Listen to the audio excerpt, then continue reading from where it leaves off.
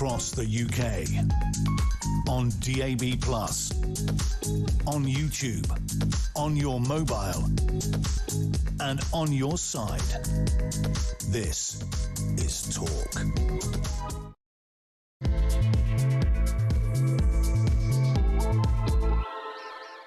Very, very good morning to you. This is Talk. We are the home of common sense. 3 minutes past 11 is the time. And whether you're listening on DAB+ radio, on your smart speaker, watching on YouTube or your connection device, great to have your company. Quite a lot of bleary eyes at Talk Towers today, as you can understand, particularly from the Talk Sport boys down the corridor. After that, I mean, let's face it, stonking first match for England's World Cup campaign. We'll be talking about that in a few minutes. I'm delighted to say my guest joining me today, as always, on a Thursday, Philip Ingram, MBE, former senior military intelligence officer, not a football man. Good morning. You're a rugby man. You watched the match. I did watch the match. Not all of it, but a significant bit of it, because I thought I had to, and for you good folk at home, and I quite enjoyed it. There you are then. Put that on the front page of the Sun. Philip quite enjoyed the football. I, as always, found the early bits excruciating and then very much enjoyed it. Anyway, if you missed anything from our show rather than the football last night, you can go to my YouTube page, the Julia Hartley-Brewer Show. Hit subscribe. You never have to miss a thing. We are, of course, going to be talking about England beating Croatia, likely the hardest match of our group. 4-2 last night. Captain Harry Kane, he did the business. He always does the business, Harry Kane. We'll be talking about that throughout the show. But also, of course, discussing the rather small matter of that Iran deal, Iran surrender, I think, is a rather more accurate description of what it was. Also, the Oxfordshire County Council launching a legal battle to ban raising Union flags and St George's crosses in the street. If you ever go anywhere near Oxford, in the centre of Oxford, which is very, very twee, and it's very beautiful colleges and very twee, lots of flower boxes. On the outskirts of Oxford, there are just flag after flag after flag. It looks brilliant, I have to say. But apparently, local Kents are not very happy about it. They want to have an injunction against that. Apparently, people are intimidated by them and distressed by them. And apparently, they're a terrible risk to everybody. It's amazing how much those Palestine flags and the rainbow flags and the pride flags never seem to be a risk to anybody or intimidating people. But our own national flags do. Want to talk about that. Look, as you know, there is the small matter of a by-election going on today. We are not allowed to discuss that, not allowed to discuss any of the candidates. Got to be very, very careful on that. We're going to be very strict on the phone calls on that front, by the way. But I do want to hear from you on an issue. I mean, again, I think this all ties into the World Cup, doesn't it? This is about people being proud of their country, believing in their country. We are the only country in the world that thinks that someone flying the national flag is in some way intimidatory, negative or racist or a sign you're somehow a bad person. That seems to be how an awful lot of people in this country, mostly the lanyard-wearing, chunky jewellery brigade, seem to think. But Oxfordshire is the first council, it's a county council. They're seeking a legal ban, an injunction on people raising Union flags and England flags in the street, facing actual, a huge fine and even time behind bars. What's your reaction to that? Give us a call. 0344 499 1000 is the number to get in touch. Text the word talk and your message to 87222. You can also send us a message on X at talkTV. Calls are charged at the national rate and text costs £1 standard network rate message. There's all that to talk about and plenty more, including the BBC. We can get to all of that. But Philip Ingram, I do think we have to start proper with Donald Trump signing a deal, as has whoever is the Iranian leader this week, not in a coma, a deal to end the Iran war.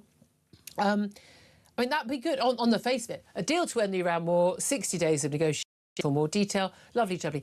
Except the terms of this deal, signed at a dinner at Versailles by the US president at the end of the G7 summit in France. I mean, Versailles being, of course, where the Treaty of Versailles was signed at the end of the First World War, which was just a total and utter surrender for Germany. Yep. This did create difficulties, which may or may not have led to the rise of Hitler in 1939 and the Second World War. But this was a surrender worthy of Germany. At the end of the First World War. This was abject. Yes, we're going to get the reopening of the Strait of Hormuz, but Iran say basically they're going to put a tariff on it. It's going to be the first open waterway in the world where ships will face a fee. Iran is allowed to keep their nuclear programme, mustn't develop a bomb. Well, they'd already been told that before, and they were developing a bomb. An end to all sanctions, release of billions, hundreds of billions in Iran's frozen assets, no interference in internal affairs of Iran, likewise with the US, and extraordinarily this reconstruction some $300 billion. Bearing in mind that pretty much most of the targets in Iran had been military targets, why the heck is anyone, least of all apparently Donald Trump, asking the Gulf states that played no role in this war other than the fact that they were, 14 of them, I think, victims of bombing by Iran in this war. He wants the Gulf states to help contribute to that $300 billion fund. This is literally, I'm going to use a technical political phrase here, this is a wet dream for the Iranian leaders. Oh. They could not have wanted anything better. This is an abject surrender by the Americans in return for, we'll reopen the Strait of Hormuz, which, by the way, was opened before the war. So we're in no better a place and in a lot worse place, we could argue. I find one thing that the Iranians would have loved to add to it, and it's Donald Trump in a railway carriage signing it, as happened with the Treaty of Versailles and all the rest of it. But yeah, you know, I'm surprised he didn't get away with his firstborn. It is a total surrender, and you know, it has left us in a worse position than we had with Barack Obama's JCPOA, the agreement to limit Iran's nuclear capability. Which Trump has long criticised. Which Trump binned and criticised. And, you know, don't get me wrong, at some stage the international community was going to go and have to smack Iran, because Iran is causing so many problems around the world and across the region. And therefore, whenever Donald Trump started this, I thought that, and his initial actions were good, and I thought if he continued it, then it would do some good. But he didn't. You don't start a job that you can't finish. And this is the crucial thing. And we're saying this as people who actually supported the war. In terms of, lots of people say, oh, it's not a price worth paying, the economic hit we've had. And of course, Britain has had one of the biggest economic hits because of our insane energy policies and net zero policies. But here's the crucial thing. It's not just a price worth paying to shut down Iran's nuclear capability and their risk of getting it and their terror threats around not just the Middle East, but America, Britain, elsewhere.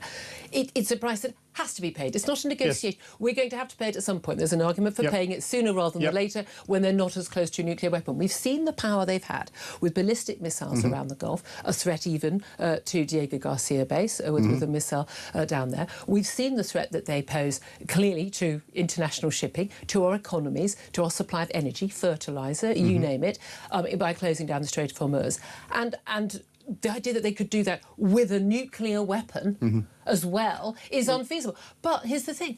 If we are not in Western countries, and absolutely the European countries aren't, the American people apparently aren't, and now the American leadership aren't, if we're not willing to take some sort of economic hit to keep the world a safe place, then the world is going to be a less safe place. Well, there's a clear indicator that they haven't got nuclear weapons, and there'll be a clear indicator if they do get a nuclear weapon, and that will be Tehran will disappear under a mushroom cloud, because the Israelis will never, ever let Iran this is interesting because part of this deal that the president has already signed is it includes an end to warfare battles between Hezbollah and Israel in Lebanon.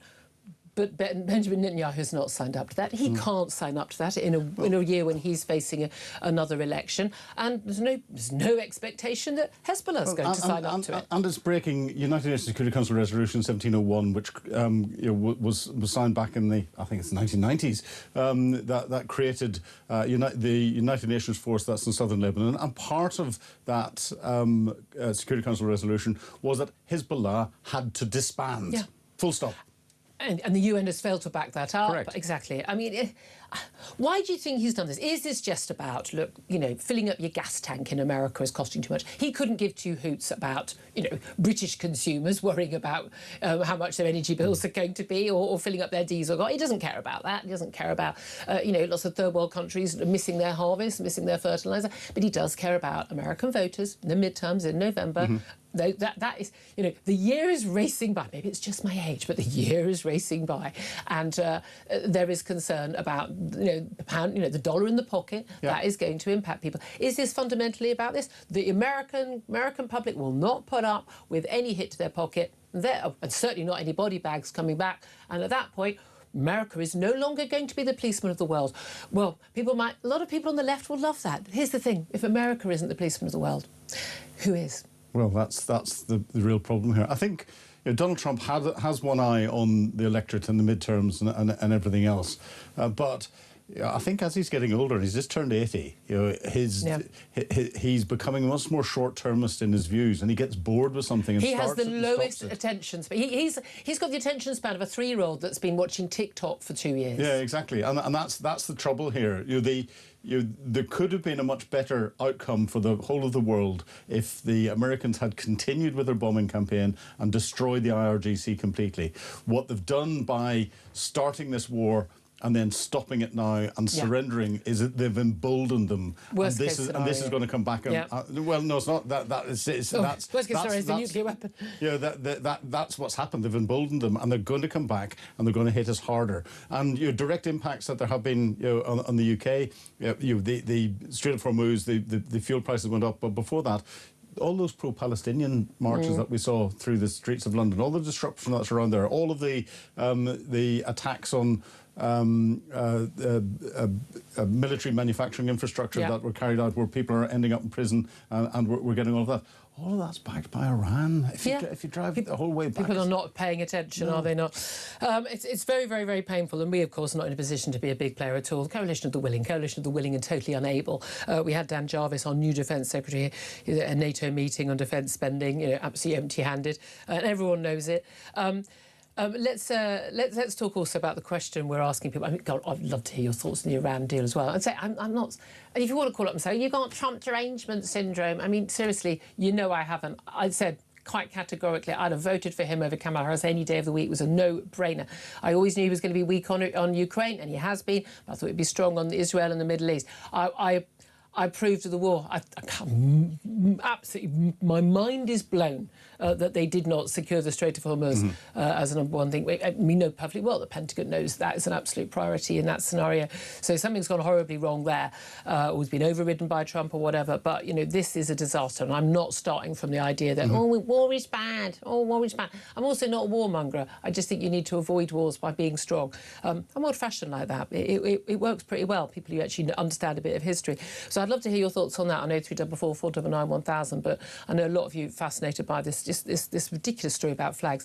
To me, the raise the colours thing. It's amazing how many people have got themselves their knickers in a twist about it. But they wouldn't have to, because no one would be feeling the need to raise their flag along the street, just climbing up lampposts in the middle of the night, and hoping to evade the police.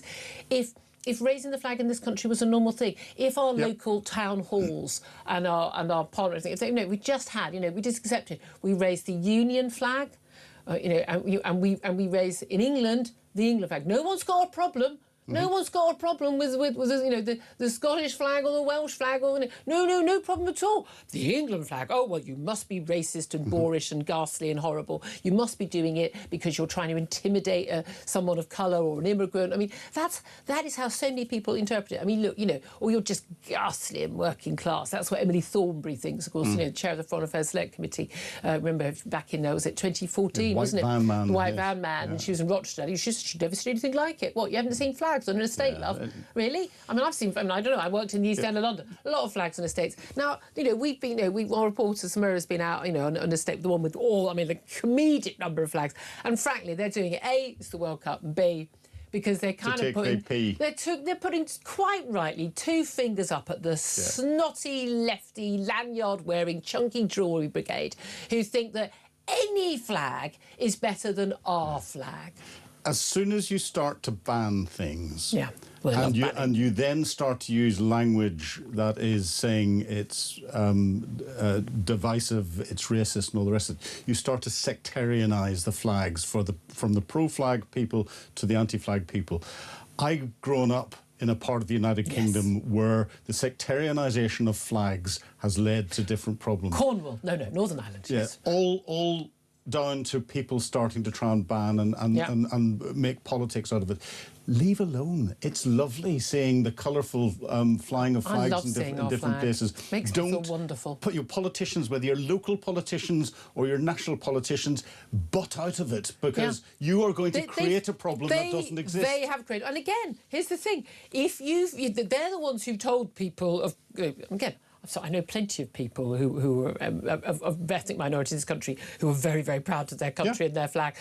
If you are an immigrant who's intimidated by our flag, I think you may have come to the wrong country. Well, exactly. Feel free to leave at any time. I'm sorry, but if you don't like... I don't go to France and feel intimidated by the French flag. I don't go to America, feel intimidated by the US flag. Yeah, and you look at the United States of America, everyone comes behind the US flag. It's an allegiance is sworn to it in the schools every day. Everyone has it in their... I did it. I was at school in America at the age 7 and 8, and we saluted the flag every day. We sang the national anthem every day.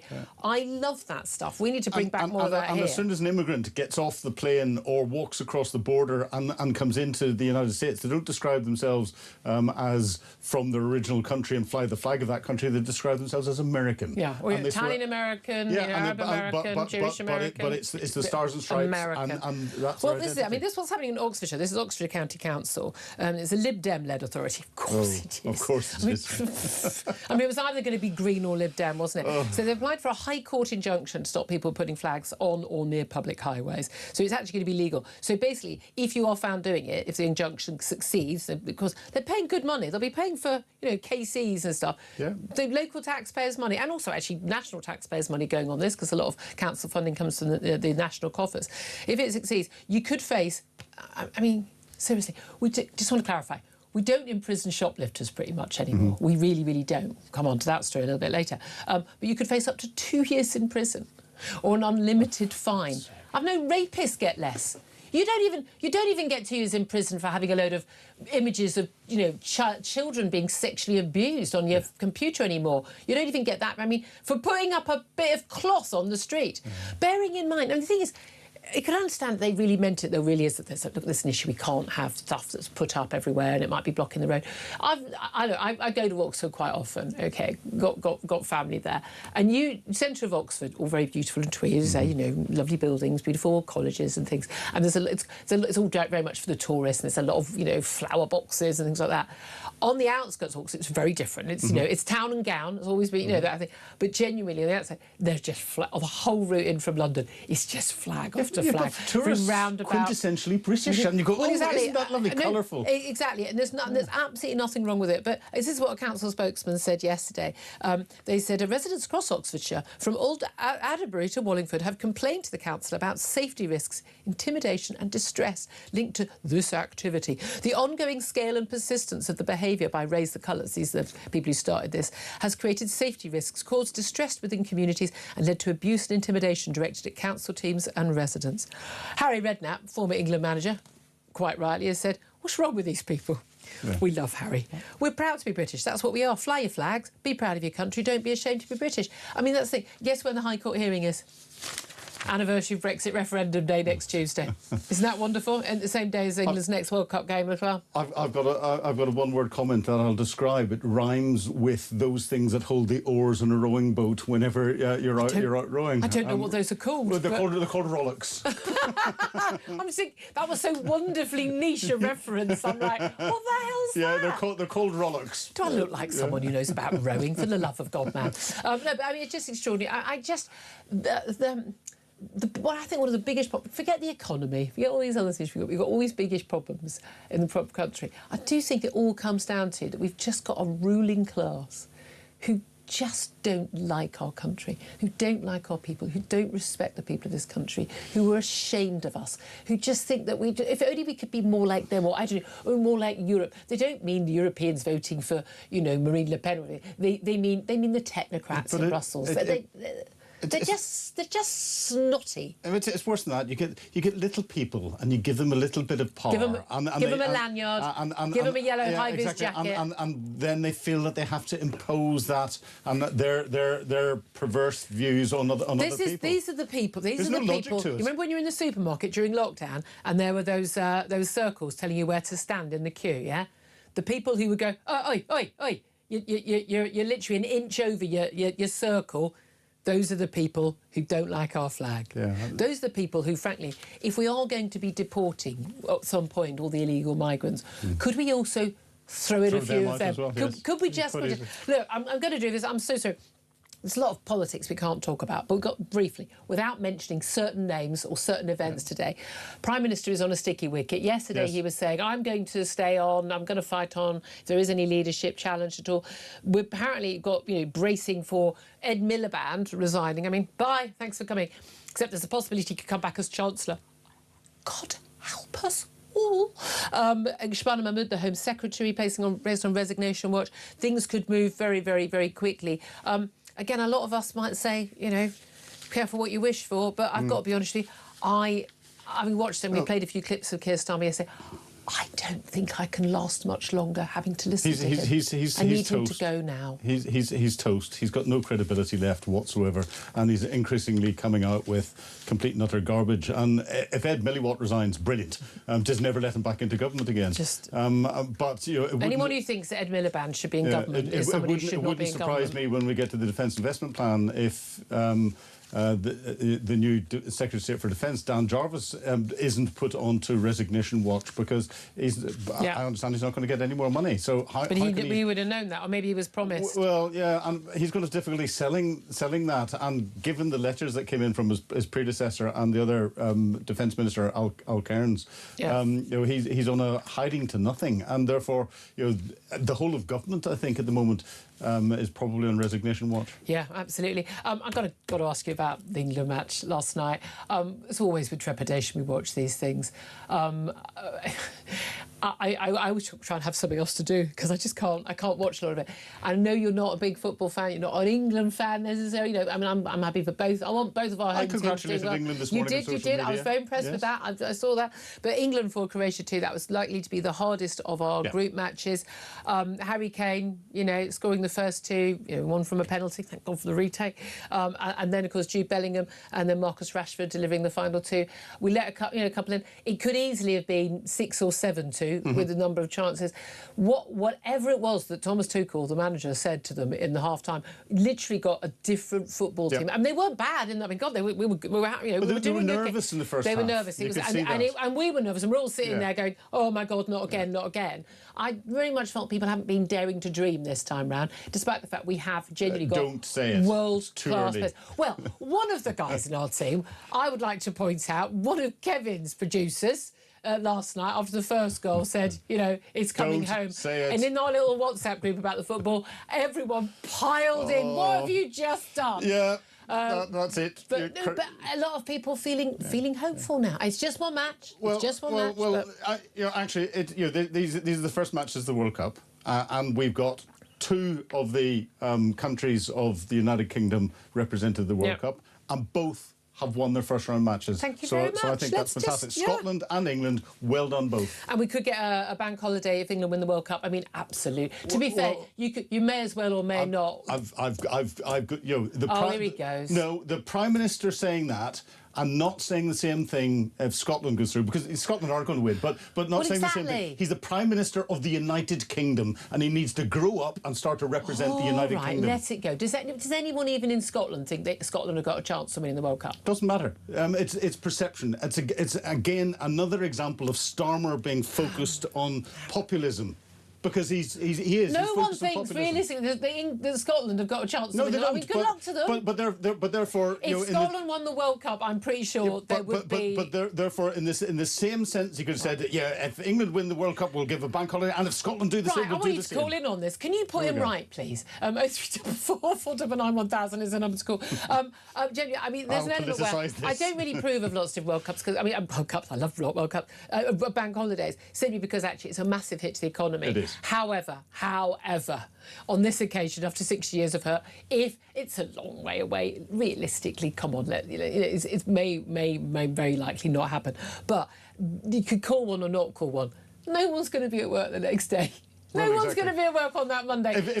So you may as well. If it's a one-off, if it's a one-off, fine. But all right, yeah. Okay, we wouldn't be every year, would it? I'd love to hear your thoughts on all of this. 0344 499 1000, the Iran deal, the flag nonsense. Want to talk to us about if you want to pretend we're talking sport, you want to see if I can manage to muster anything else to say about the England game last night, I will do my very best. Lots more to talk about, lots more top stories. Do get in touch at 0344 499 1000. This is Talk.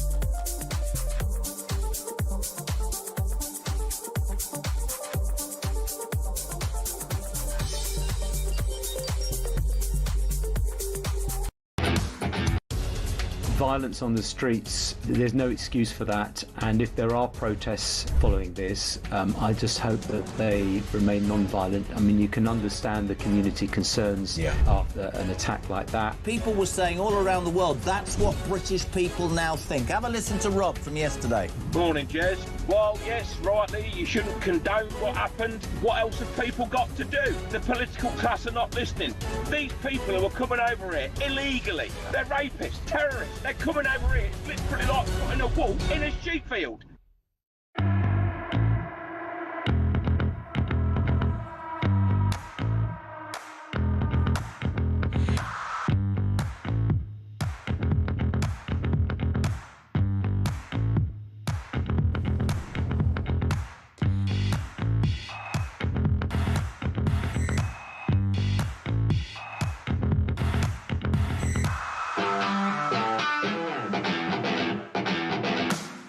Across the UK, on DAB+, on YouTube, on your mobile, and on your side. This is Talk. Good morning, welcome back. 10:30 is the time. Let's get straight to your calls. 0344 499 1000. George is in Dundee and wants to have his say on the flags. Good morning to you, George. Hi, Joey. How are you doing? Very well. Just want to check. Should there be a bank holiday if Scotland win the World Cup, as Philip insists? No, I wouldn't bother about Scotland winning the World Cup. That's not going to happen. Going to shoot you. See, so there you are, Philip. Oh, no, we're going to get a call. If you want to complain, you've got to complain to George, not me. Anyway, George, what do you want to say, my love? Right, it's regarding flags and the hijacking of flags that apparently is so bad in England. What doesn't get discussed is the Scotland flag, the St Andrew's Cross, has been totally hijacked by the SNP. Yes. And the fact that now it's actually seen by a lot of people in Scotland as an anti-British SNP flag. It's usually defaced by the word yes across the middle. Yeah, that's true. Or the word yes and 45 representing the 45% who voted for independence. But it actually also represents the other 55% who didn't.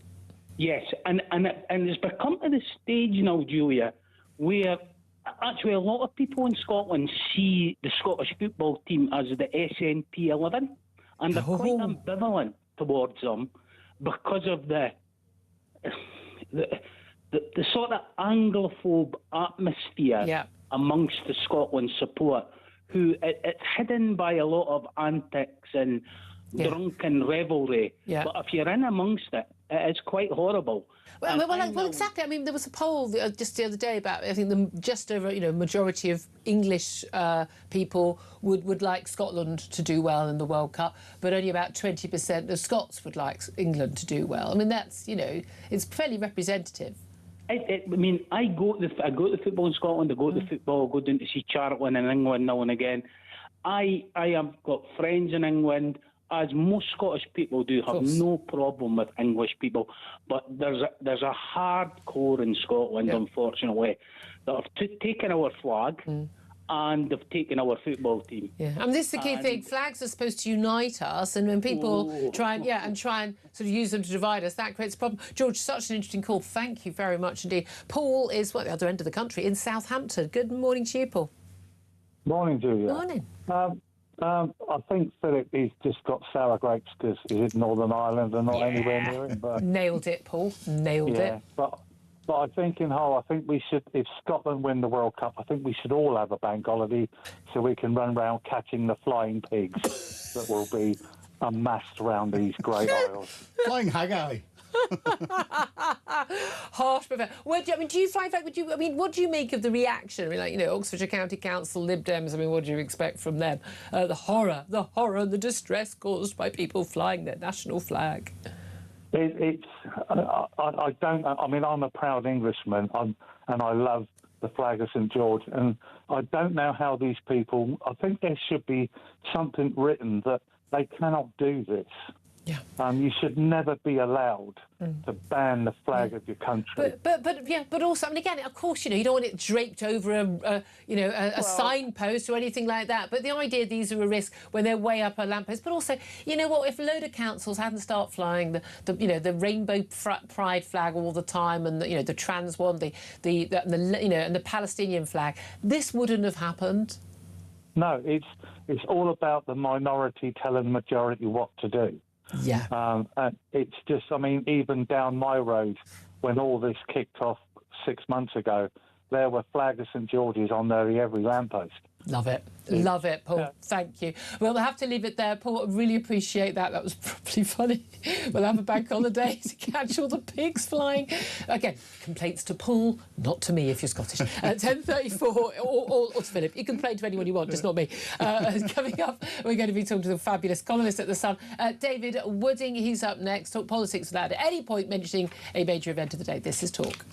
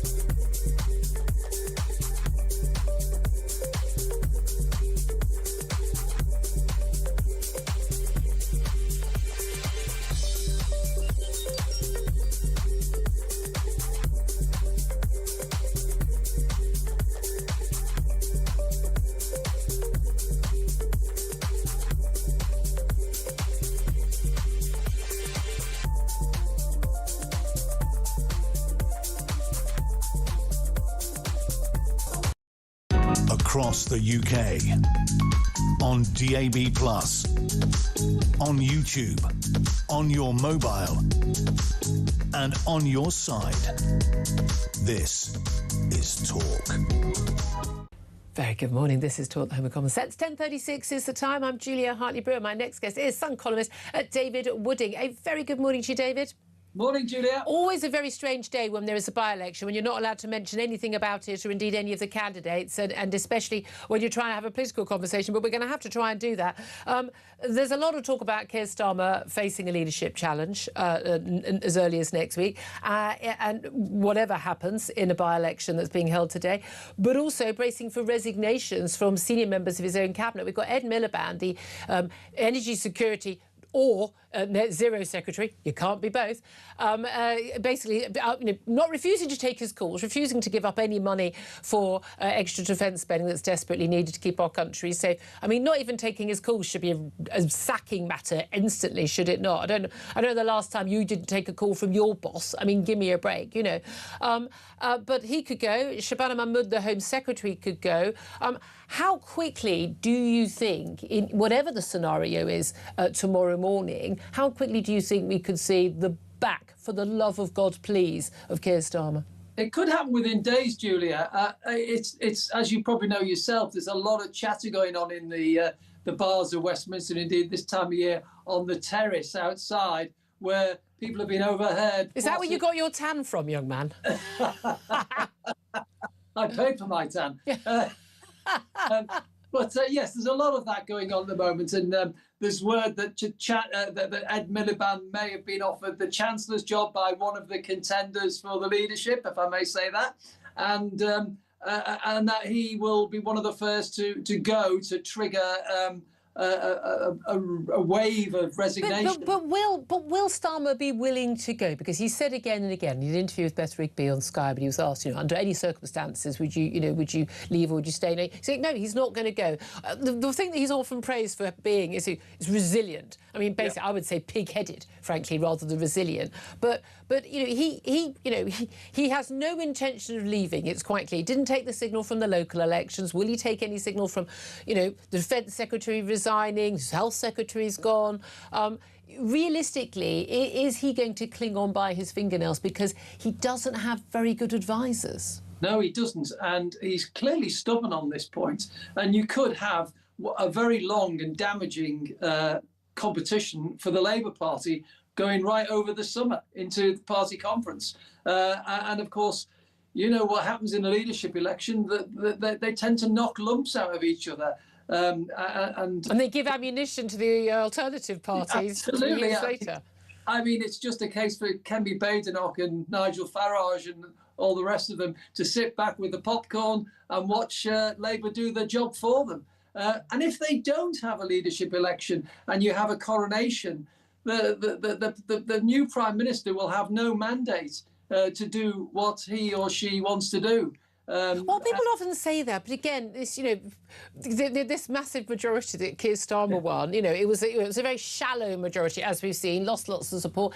I mean, people say he had a mandate for what? Change. What? Change what? I mean, no one changed. Yeah, it got really, really boring listening to speeches by prime ministers. I mean, I don't know what change he was actually going to deliver on the fact our taxes went up and the economy didn't do very well. So you sort of wonder, given that we don't have a presidential system, how much of a mandate any leader would have. Absolutely. Well, change. We didn't get any change, as you just said, Julia, and we don't even know what that change would be because I don't think Keir Starmer had a plan, which is the reason he allegedly sacked Sue Gray as his chief of staff, because that was when he got into number 10, he said, "Where's your plan for the first 100 days?" And she said, "What plan?" And then she's out the door, and he didn't have a plan. It's amazing. And I often wonder whether some of the people who want to be leader of the Labour Party actually have a plan rather than wanting to be Prime Minister. Yeah. Because it's not all about personalities here, Julia. Yeah. It's about policies. And somebody's going to have to come up with a plan to get Britain out of the mess it's in. To improve people's lives. And that's, another way of improving people's lives is not telling them all they're horrible bigots because they want to fly a flag. We're asking people to call in today. I'm sure you'll have heard those brilliant calls we just had. But, Oxfordshire's the first council, the county council.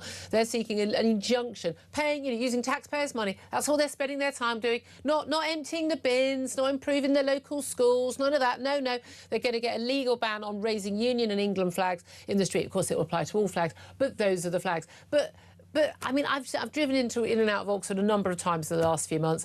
I'm sorry, they look absolutely brilliant to me. The only reason they don't like those flags is because they're England flags and Union flags. And you know perfectly well, if they were Pride flags or Palestinian flags, they'd be perfectly happy with them. Absolutely. And, it's a Lib Dem council there, so no surprise there.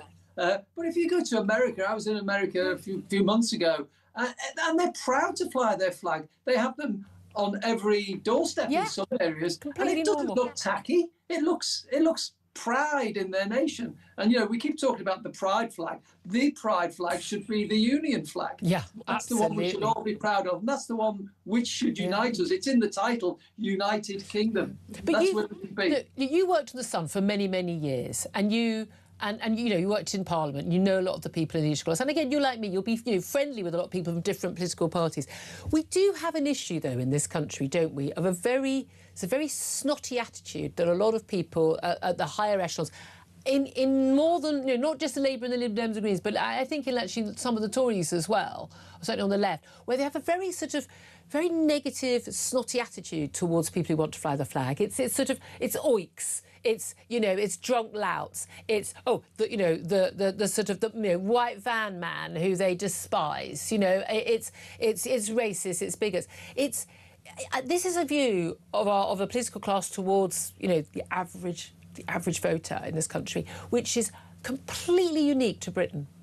I think the Labour Party has been taken over by the privately educated, middle-class Oxbridge set, who really try to stand up for the working class. And they don't understand the working class because they're not come from that background themselves. Now, I'm not saying for a minute that there's anything wrong with being middle class, but you have to understand your cohort, and they think they know. And not look down on them. Absolutely. I mean, they don't. This is why Nigel Farage has done so well. He understands. He's connected with what the people want. They don't want mass migration. They don't want benefit cheats. They want fairness, and they want to get on in life. And one of the things they are is immensely proud in their country and their football team. And they like to fly the flag. Yeah. And when they're told by snooty people that you can't do it because it's not a clever thing to do, they don't like being lectured. This is why they voted for Brexit, because they felt, and it was mostly working class people, mostly people who vote Labour, who felt we are not getting what we want from either Conservatives or the Labour Party. So I was going to say something unpleasant then, but get lost, a lot of you. Yeah. We'll stick with get lost. But exactly, we've got that anniversary coming up next Tuesday, and I have to say, it's still, I think, top 5 days of my best days of my life, and up there, the birth of my daughter, getting married. Genuinely, it's just. I think about it, and I think about waking up that morning. I gave myself a few hours sleep because I knew I had to write in a newspaper the next day, and I was just so utterly thrilled with that result. And although a lot of people say, we haven't had the benefits of it, in a way we have, simply because it was about, for me, we haven't seen the controls on immigration that a lot of us wanted, but for most people, and it's really clear in the polling, it was about democratic sovereignty, it was about democratic accountability, it was about when our government does stuff that we don't like, we kick them out, and that is what voters are going to keep on doing, isn't it, until the ruling class start doing what we've instructed them to do. Absolutely. And you keep hearing people, the Remainers, who have now become rejoiners, and they keep telling us, Brexit's ruined everything. Brexit's awful. It's terrible. We've got to go back in again. They just don't get it. People left because they were fed up with not getting what they wanted, and they wanted to hold the government to account. And there's two big things that have changed. I mean, there were a lot of lies given by both campaigns. I mean, the Remain campaign told us the sky would fall in if we left. I remember George Osborne telling me when he was Chancellor that there'd be an immediate, long and deep recession within 24 hours. It never happened. We're still waiting for it. And then he said there would be a massive emergency budget within the first few days, and he would have to cut defence. Well, defence has been cut by this government, not by Brexit. The two things which have changed in the last 10 years since Brexit, in my view... Well, since the vote, I mean, it didn't actually happen until 2020, did it? Yeah. The two things that I think have happened is, one, the governments used to blame the European Union for everything that went wrong. They can't do that now. Exactly. But they try to blame Brexit for it. They've got all the levers of power now, so why are they doing that? And the second thing is that all the people who were Eurosceptics going back before the referendum were all seen as the headbangers. The headbangers now are the people who want to take us back into the European Union Absolutely. on worse terms than we ever joined. I mean, bring on the referendum if they want to have a referendum, because there's no way they'll win it. I think it would just be hilarious to get the second win. Just finally, very briefly, very happy with England's performance last night. Great opening match, certainly the second half. Although, you know, so goals in the first half. Do you think that, yeah, we should get a bank holiday if England do win the World Cup? Or indeed, is Scotland win the World Cup? Well, of course, if a British team win the World Cup, we'll all want to celebrate, and it would be great. I can understand why Keir Starmer's not committing himself. One, because he doesn't want to put the kibosh on it, and two, because when he called for a bank holiday if the women's team won, and the Tories refused, then they won it when he was Prime Minister and he didn't give us one. Yeah, very good point. How unusual for the Prime Minister not to stick by his word. Sun columnist Evan Wooding, lovely to talk to you. Thank you very much. 10:47 is the time. I'm going to take a quick break. Up next, yes, we are going to talk more about that match last night with sports writer at The Telegraph, Jim White. This is Talk.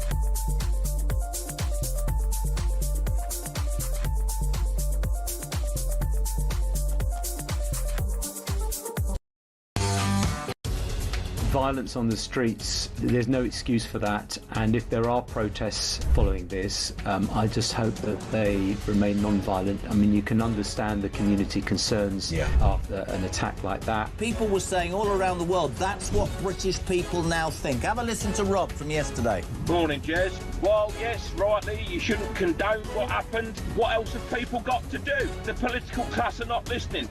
These people who are coming over here illegally, they're rapists, terrorists. They're coming over here, it's literally like putting a wall in a sheep field.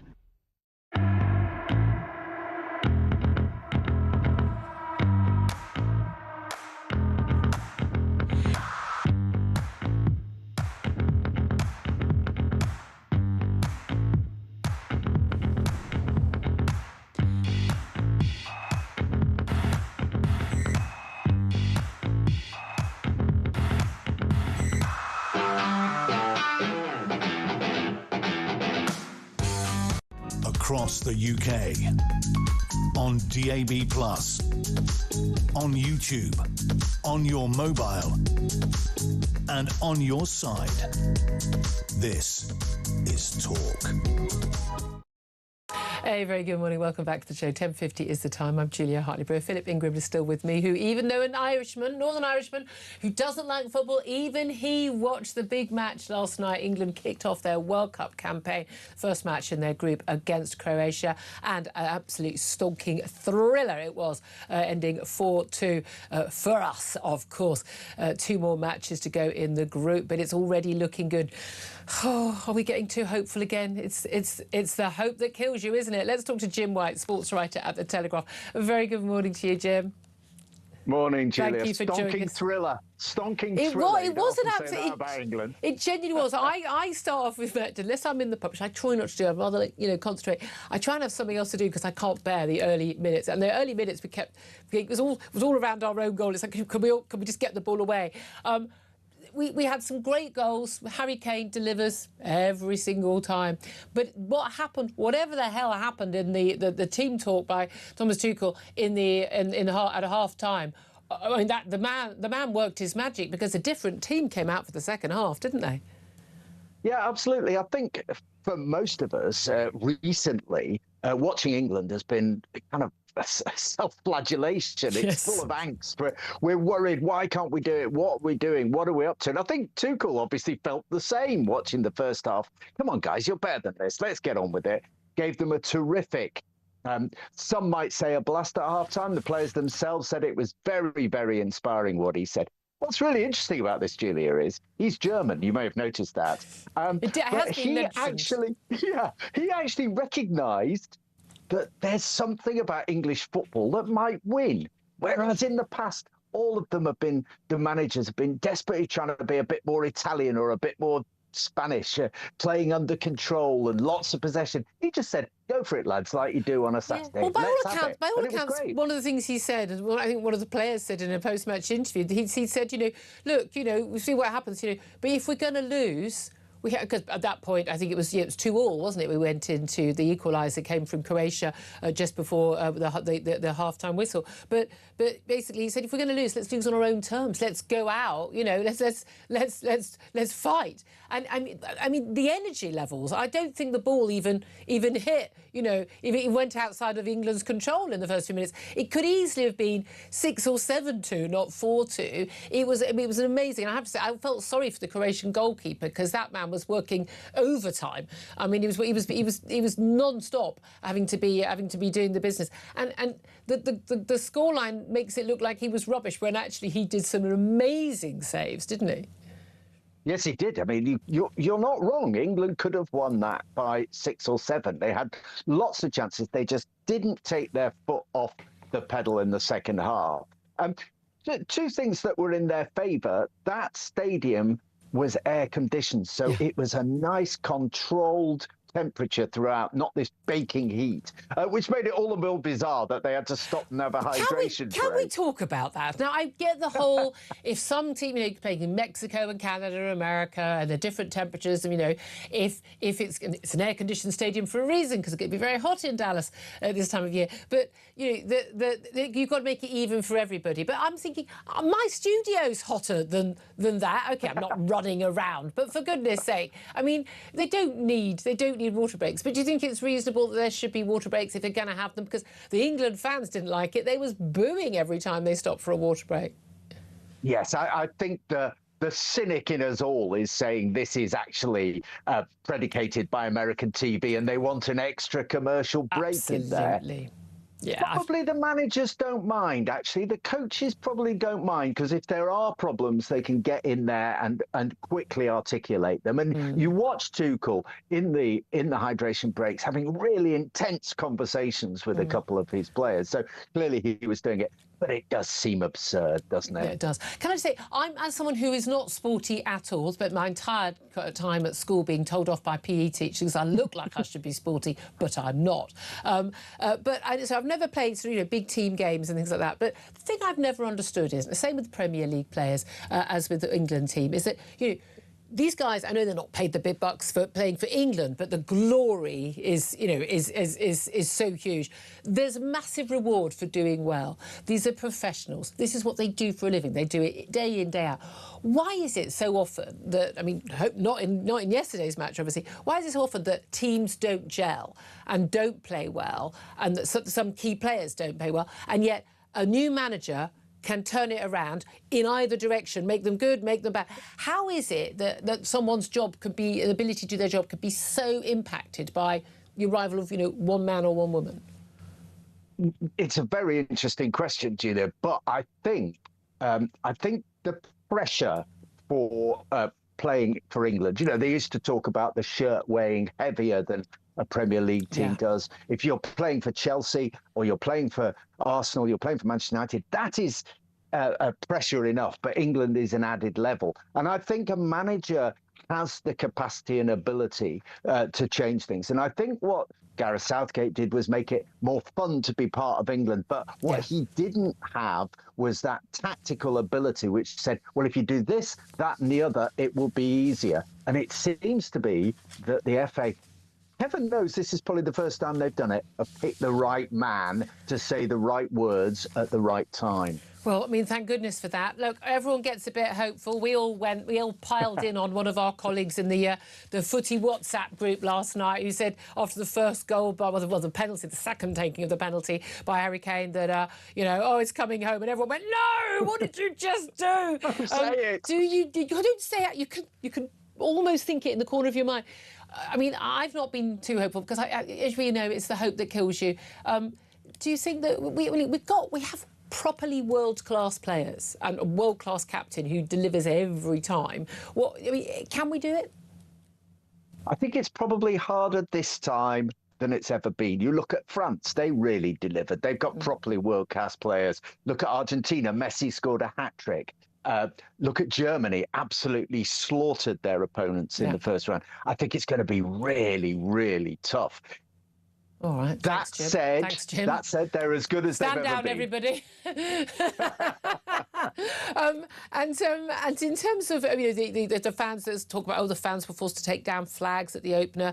Stewards removed flags draped over FIFA hoardings. I mean, everyone knows the rules. You don't get to do that. They know America. It's all about the big money and the advertising. That's not such a big deal. The biggest issue, of course, is the amount of people who haven't been able to go out there, people not being able to get in the country, not being able to afford the extortionate price of those tickets. Although that said, saw quite a few interviews with fans who'd paid up to $1,000 for their tickets last night. I went, it was worth it after the end of that match. It's really interesting, this, because before every big tournament, whether it be the World Cup or the Olympics or whatever, there's talk of crisis. It's all going to be a nightmare. Nobody's going to be able to afford to go. Yeah. But one of the things now it's started, the football's been really good. And the stadiums are magnificent. Yeah. That stadium that England were in last night, absolutely magnificent. Yeah. I think the fans who went really enjoyed it. Yeah, America they could have a beer. I was just going to say, we were looking up last night. In virtually all of the stadiums, you're allowed to have a beer. You're allowed to have spirits. The only thing is, the only rule is apparently you can only buy 2 drinks at a time, and you have to buy them for yourself. You can't buy them for someone else. So you can't buy a round. So that's good. But again, and I bet you there'll be no trouble at all. No, but mainly because the England fans don't drink the beer. They throw it in the air when they score a goal. Also, and they scored 4 last night, so that was a lot of beer. It's American beer, which is basically water. Jim White, I hope we'll speak to you many times with a smile on our face. We've got 2 more big matches to come in our group. That should have been our hardest. So fingers crossed. Sports writer at Telegraph, Jim White, thank you. Philip Ingram, I'm just so excited that you actually watched the match. First thing I said to you this morning was, did you? I know you don't like football, but did you watch the match? And you did enjoy it. Yeah, no, and it's brilliant. Thomas Tuchel's got a real challenge of taking a number of individuals who a lot of them think they're prima donnas and are financially motivated. These are huge stars. Financially motivated in their clubs too, being pride motivated for the country. Yeah, absolutely. There will be a little bit more football chat. I know we're not TalkSport, and I know I don't have any of the expertise, but I'm an expert fan, as many of us are now. So we'll be talking a little bit more about that, more about Iran, more about our flag not being taken down by stewards at the World Cup because it's blocking an advertising hoarding, but because it's on a flagpole in our own country, and apparently that makes you a bigot because you're intimidating people who don't like it. What on earth's going on? Give us a call about that. This is Talk.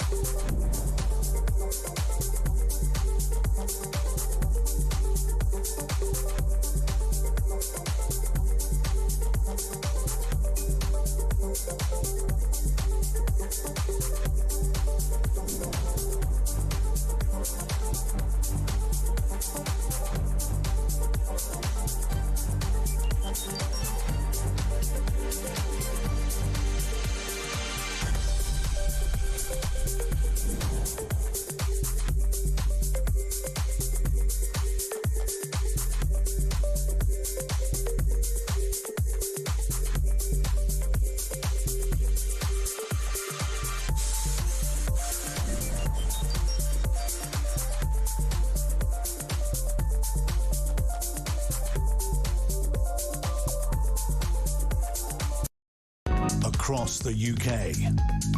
On DAB+, on YouTube, on your mobile, and on your side.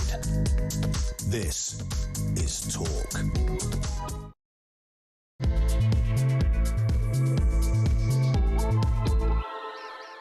Very, very good morning. Welcome back to the show. It's fast approaching 3 minutes past 11 o'clock. This is Talk, the home of common sense, with me, Julia Hartley-Brewer. Whether you're listening on DAB+ radio, on your smart speaker, watching on YouTube, or your connection device, thank you for your company. If you've missed anything from the show so far, go to my YouTube page, Julia Hartley-Brewer Show. Hit subscribe.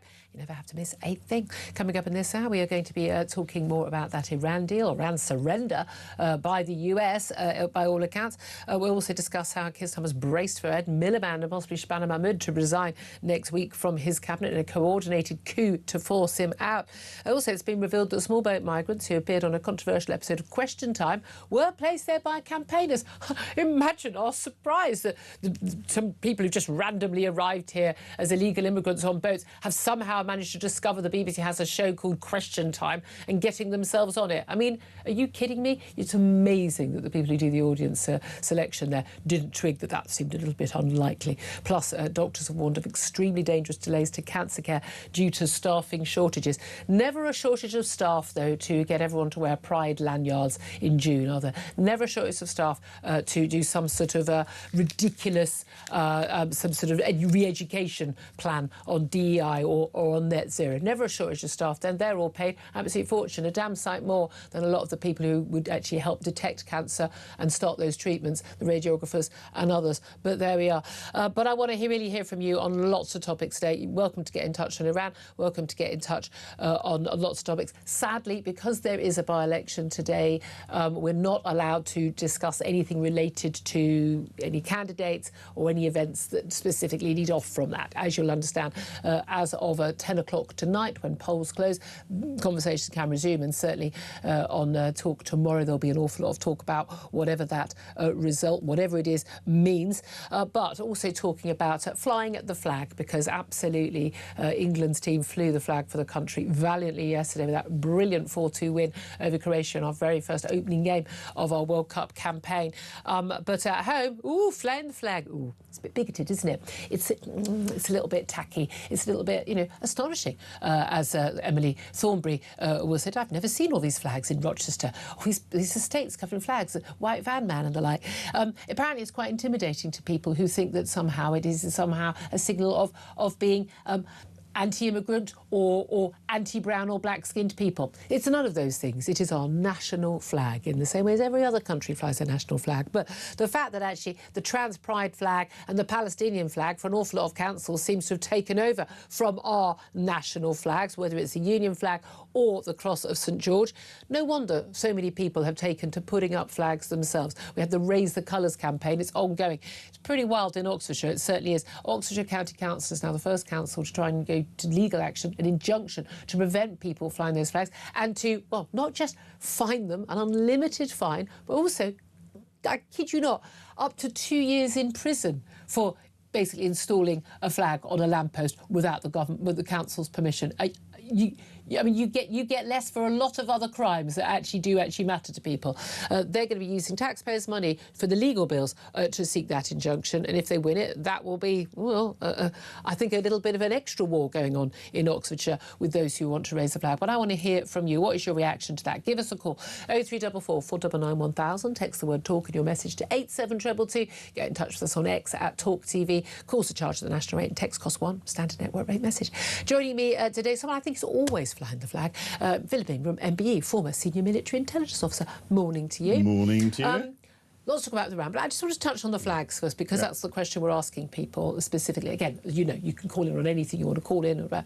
But, I mean, the idea that people could be, as the council suggests, people could be intimidated by seeing the flag, that it distresses people. This is the argument the council has made. They said residents across Oxfordshire have complained to the council about safety risks. It's a bit of class love.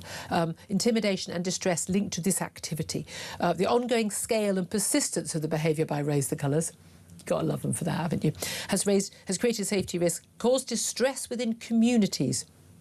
Which communities? And led to abuse and intimidation directed at council teams and residents, presumably, when they're taking the flags down. But haven't the authorities in this country, haven't they brought this on themselves? Oh, they're bringing it on themselves. They should be putting more effort into making sure communities are integrated. If you get people that come to this country genuinely as immigrants, or as refugees and they're accepted, they have voluntarily come into the country. Yep. They want to be part of the United Kingdom and show pride to the United Kingdom. And I have met people who've come from Afghanistan who have turned around and said that they are proud to be in the United Kingdom and are very happy with the flag. Yeah.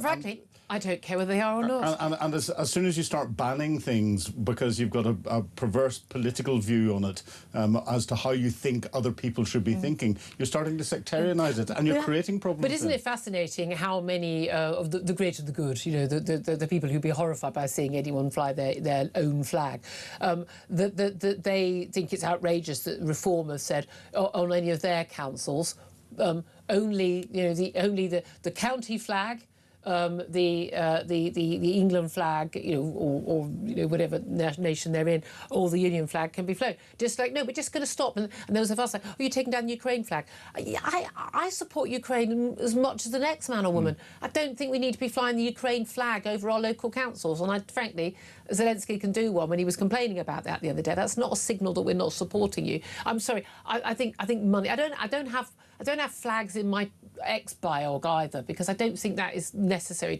where you actually support people. But again, the rainbow flag, this initially happened as a reaction to all these Palestinian flags going up. What the hell is the Palestinian flag ever doing? If it's a state visit and you've got a carriage down the mall with the king or the late queen going down the mall with another world leader, and you want to intersperse the England flag, or sorry, the Union flag with that nation's flag, fair enough. Otherwise, I really only want our national flags to be those that float. I am horrified by the trans pride flag. I like the rainbow flag. I've got no issue with the rainbow flag. That's a celebration. I think we're at the point there where we've had equal rights for gay people for such a long time now that I really don't think we need to go on about it. I don't find other people's sexuality to be an interesting thing about them. I don't feel the need to say, well, I'm heterosexual. Celebrate me. I don't even say that. I just don't think it's an interesting personality trait. As soon as you start splitting everything up into little silos, you create division. Where you create division, then you get friction at those friction points. And there is still homophobia. I get that. But the trans flag, that trans inclusive flag. It's got Black Lives Matter. They put in the bit for and it's for refugees and it's for this and it's for queer, whatever the hell that is. That's a nonsense flag. I would say that's an incredibly divisive flag and is an issue. And why on earth is any local council, or indeed my old Oxford College, for goodness sake, when I was there the other week, why on earth are you flying a flag which represents, less than 3% of the population? That, by definition, is divisive. But also, Shaziki, it's a Lib Dem council. Imagine everyone's surprise, Philip. Well, you've just explained exactly what's happening. And it is creating division. It's not trying to bring communities together. And this is where the council needs to wake up. And, they're expending political capital in doing this. And literal money, our money. Literal money, instead of that money being spent on getting the bins collected, filling the potholes in, all the things that are important to people. I don't want my local council to have a view on anything other than when my bins are collected. I really don't. But they should have a meeting and talk about the war in Gaza. Exactly. I don't care what your views are on Palestine either. Exactly. Or Ukraine, even the things I support. I don't need my local councils. I don't need to twin with anybody. It's nothing to do with you. Get your job done. That's what you need to do. Potholes and bins. Yeah, potholes. Oh, yeah. And adult care, elderly care. Adult care. That's where most of the money is going. Exactly. If you've got money for a flag, you've got more money you could be spending on the things that matter. Two developments and stories in the last 10 minutes as well, which I want to bring you. The Church of England has issued a formal apology today, on behalf of the Church for forced adoptions. Between 1949 and 1976, the Church of England helped run or was responsible for some 100 mother and and baby homes where women were sent to give birth, and thousands of mothers pressured into giving up babies for adoption because they were unmarried, often teenage mothers. It was a horrific time. We know that the Catholic Church did this as well, particularly in Ireland. Very big issue. The government has confirmed today that it will also make a formal apology on behalf of the state over the practice. We've seen with that. I mean, we see lots of these family reunion shows. Where, I mean, I just spend the whole time in tears. I'm not going to lie about these kids who are adopted, often growing up in care, having a horrible time, but being taken away from their mothers because basically, you're unmarried, you can't possibly have a child. Mothers, 15-year-old are basically told by their parents, you're going to be completely thrown out of the family, and everyone just pretending. And it's happened in every family. It's happened in my own family, every single family where this has happened because people have sex and people get pregnant. It's why abortion is, I'm afraid, a not good thing, but the least worst thing in a lot of scenarios. For those who don't want that, why we need to be supporting women and young girls in this situation. But it's absolutely harrowing what's happened to so many families.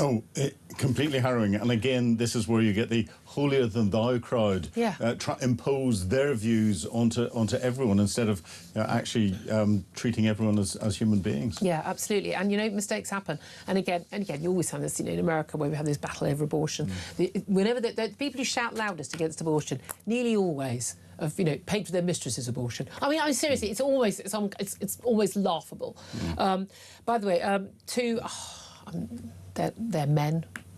That's not the word I'd use. I'd use a different word about them. Jamie Varley, the teacher, who with his partner John McGowan Fazakerley, they adopted little baby Preston Davey, who died at their hands at just 13 months old. I can't go into the details of it, but he was routinely sexually abused and assaulted. He suffered 40 traumatic injuries. Took indecent images and videos of him. Absolutely just foul, disgusting excuses of human beings. They are being sentenced right now after an 8-week trial. Varley found guilty of murder and sexual abuse. His partner found guilty of sexual assault, child cruelty and allowing the death of a child. They will face prison time. They're going to have a wonderful time in prison, aren't they? Good luck. Good luck, lads. Good luck, lads. I really, really hope that what you did to that little innocent baby is done to you with bells on. I'm sorry, I really, really do. I'm against the death penalty, but I'm willing to make an exception for these sort of cases. Now, Sandra Cooper, who is the foster mother of Preston, before handed to these two men, says, I just want to see his smiling, happy face again. His foster dad, Paul Cooper, says, the little baby was, you saw pictures of him, he was a gorgeous little, happy, healthy little thing. He said he was an absolute pleasure to look after, most amazing little boy. He lit up the room as you walked into it, so small and vulnerable, you couldn't help but love him immediately. They built a strong bond with him. They fostered Preston until he was nearly 10 months old, and saying goodbye to him and handing him over to his adoptive parents, what he says was extremely difficult. They believed at the time it was the best thing and he was going to a loving family. He said, what happened after this, I still cannot bear to talk about. It's just absolutely harrowing. Of course, we know that his mother, or the grandmother, had adopted his sister and wanted desperately to keep the boy, but at that time couldn't. And his mother, of course, is in prison for a very serious criminal offence. But, it's a lot of people who, like me, who don't approve the death penalty for these sort of cases. You're just like, there's no amount of time. Get cases like this, we shouldn't rely on prison justice then coming in and sorting them out. It will terrorise them, thank goodness. But is that terrible that we've said that? No, I think we should bring the death penalty back in for these sorts of cases. I disagree with the death penalty where the law is at the moment, where someone is convicted beyond reasonable doubt, because it's not an absolute conviction. Yeah. But where you've got evidence like this, there should be another court that it goes to where you can say that this is absolute, and that court, in exceptional cases, can bring in the death penalty and remove these animals from sexually abusing a baby. And to death. I've got little nephews, around that age. You have no urge with a child that age, if you're a normal human being, other than just to cuddle them and keep them safe. Yeah. And I just, I really struggle, because it's my job. I have to read the details. I really, really, really struggle. I'm just saying, if they did that to my kid, I'll give them a 2-minute head start to the police station just to be sporting. But they wouldn't make it there. I've got a very big patio, but really happy Plenty to of space extend underneath it. plenty. I know people say, like, you shouldn't say something like that. No, I'm sorry. I don't think you're a normal human being if you don't think that. These sorts of animals do not deserve to breathe the same air that the rest of us do. I know, Full stop. I can't be.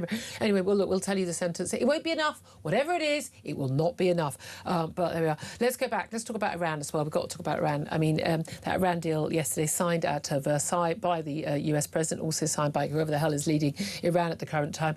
It's not so much a deal as an abject surrender, as we discussed a little bit earlier.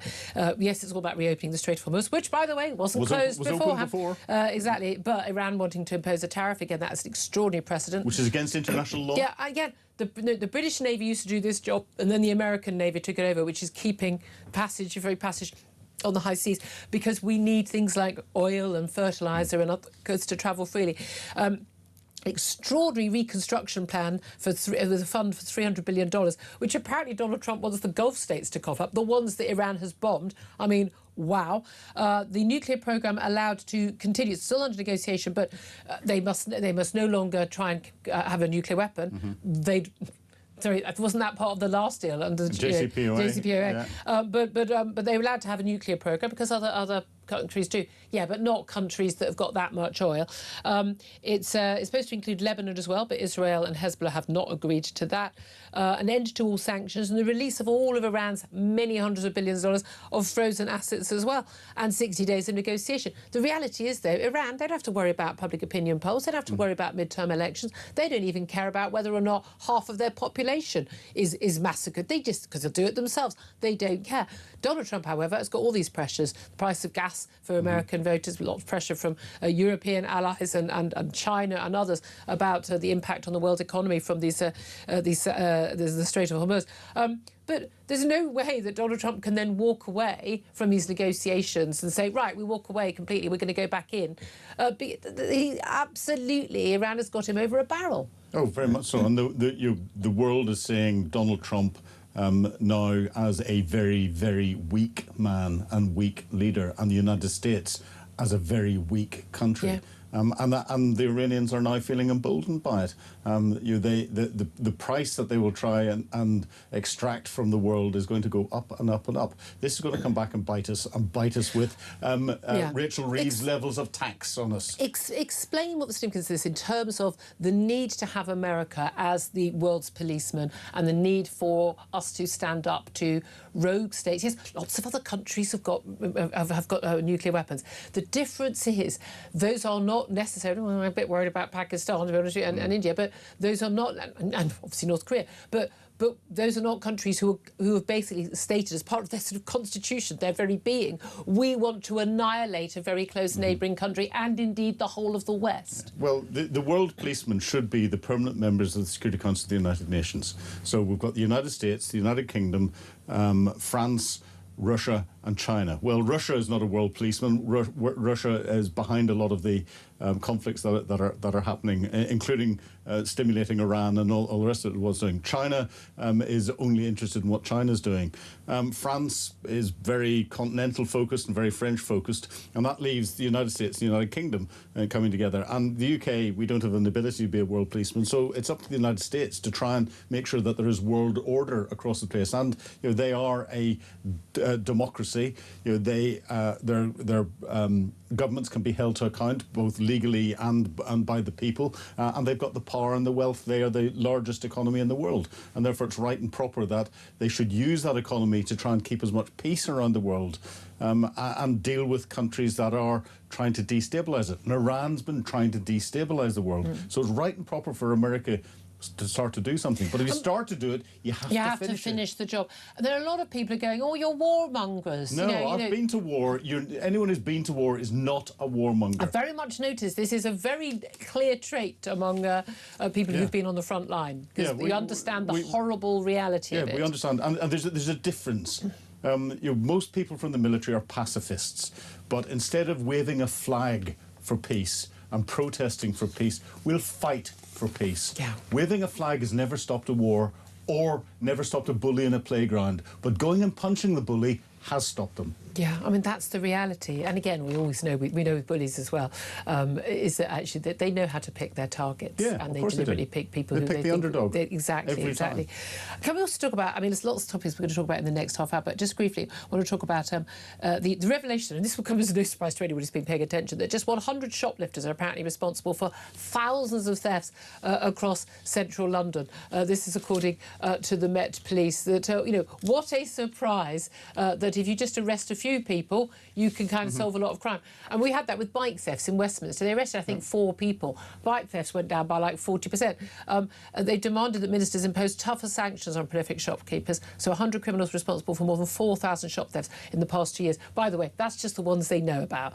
We've literally got shoplifting gangs in my local high street. Everyone knows. The shopkeepers know them. There's no point even you calling the police. They don't turn up. And if they do turn up, no one gets charged. If they do get charged, now they're just going to get a slap on the wrist, because if you get less than a year, you don't end up going to prison at all. And they all know that, and they don't care. It's madness. It's complete madness, and this is where a lot of the the shops are taking the law into their own hands, but and doing the police's work for them. There's now AI. That goes on the back of some of the CCTV that will record these shoplifters, warn all the other shops in the area as to what's going on, and then provide a report, including clipped of the evidence of the photographs and video of the shop thefts going on, to the police. So all they have to do is go and lift people. In some places they're doing it, in a lot of places they're not doing it. Yeah, my handbag thief identified in court. Hasn't turned up since. Still got a warrant out for his arrest since last August. He's taken a dinghy back to France. Yeah. Probably has. I think he might have been Algerian, judging by the name. But I mean, police don't care. Don't even bother, answering the emails anymore. Just no point. It's all right. You just can steal people's handbags. It's fine. Not an issue. It's just legal now. Just carry on. 11:24 is the time. Love to hear your thoughts on all the big stories, particularly about flags. We're going to get the sentencing of those 2 horrific animals who sexually assaulted a little baby, Preston David, to death. We're going to be hearing that sentencing. I want to hear from you on the World Cup, on the Iran deal. All your thoughts, give us a call. 0344 499 1000 is the number to get in touch. This is Talk.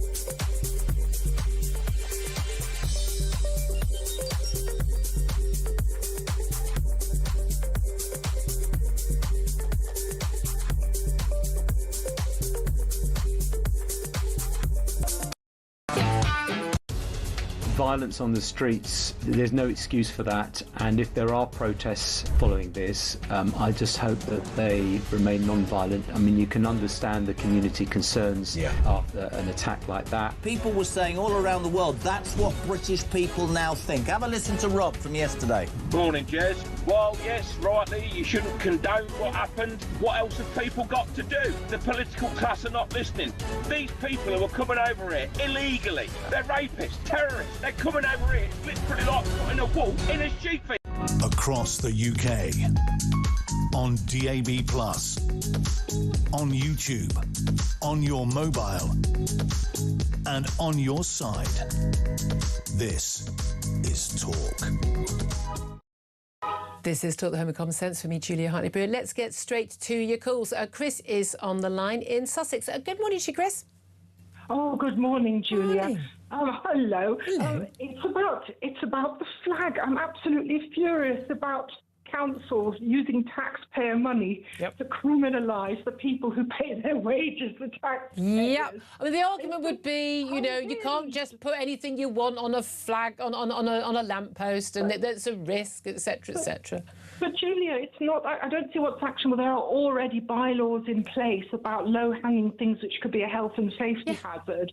So I don't understand why they want to actually punish people for doing it. You cannot go to, it's not actionable. You cannot go to court and just say, well, my ideology says I think this is divisive, blah, blah, blah. And where is the sample? You have to have proof. If something is a continuing nuisance such that it becomes criminal, there has to be, the burden of proof is to prove it. So they have to prove. Yeah, exactly. But also, councils do so little to deal with, you know, obstructions of the street. You know, someone's dumped something in the pavement or low-hanging branches that hit you every time you walk along the pavement, and it's a tree owned by the council.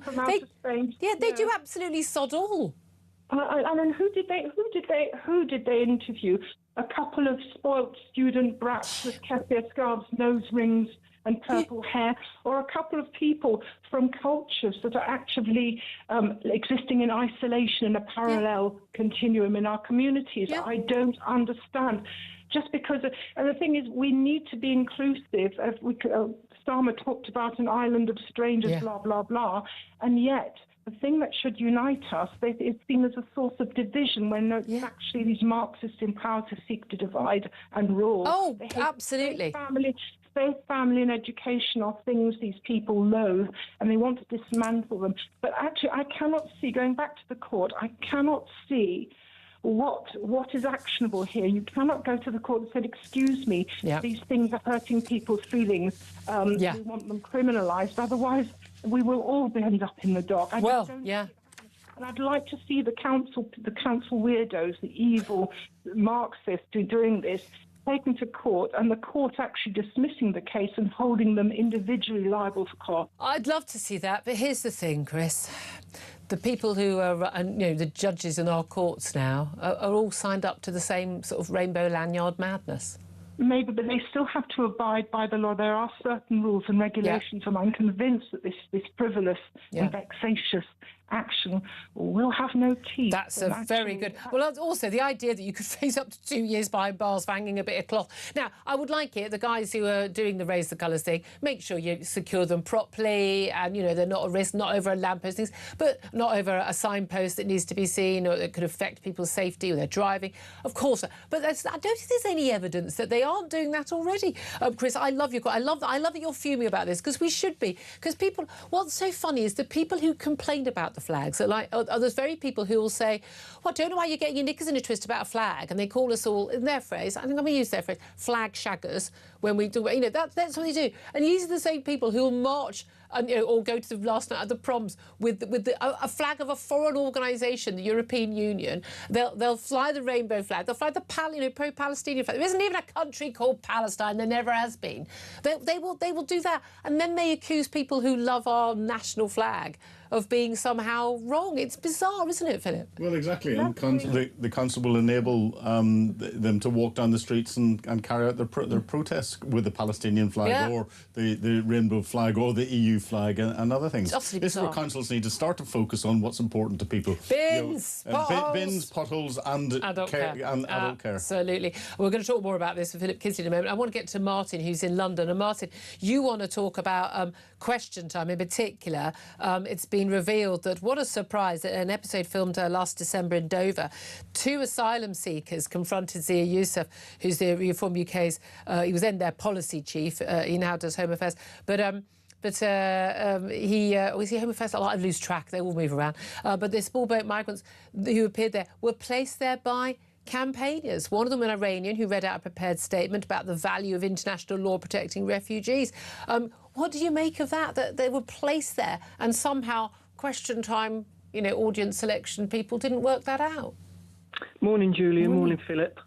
Morning. Yeah, I am not surprised at all. No. I mean, I'm surprised it's taken this long for us to actually find this out. I mean, I watched that episode and couldn't believe my eyes what I was seeing. The fact that he had 2 migrants there, and one of them was clearly reading from a phone. Yeah.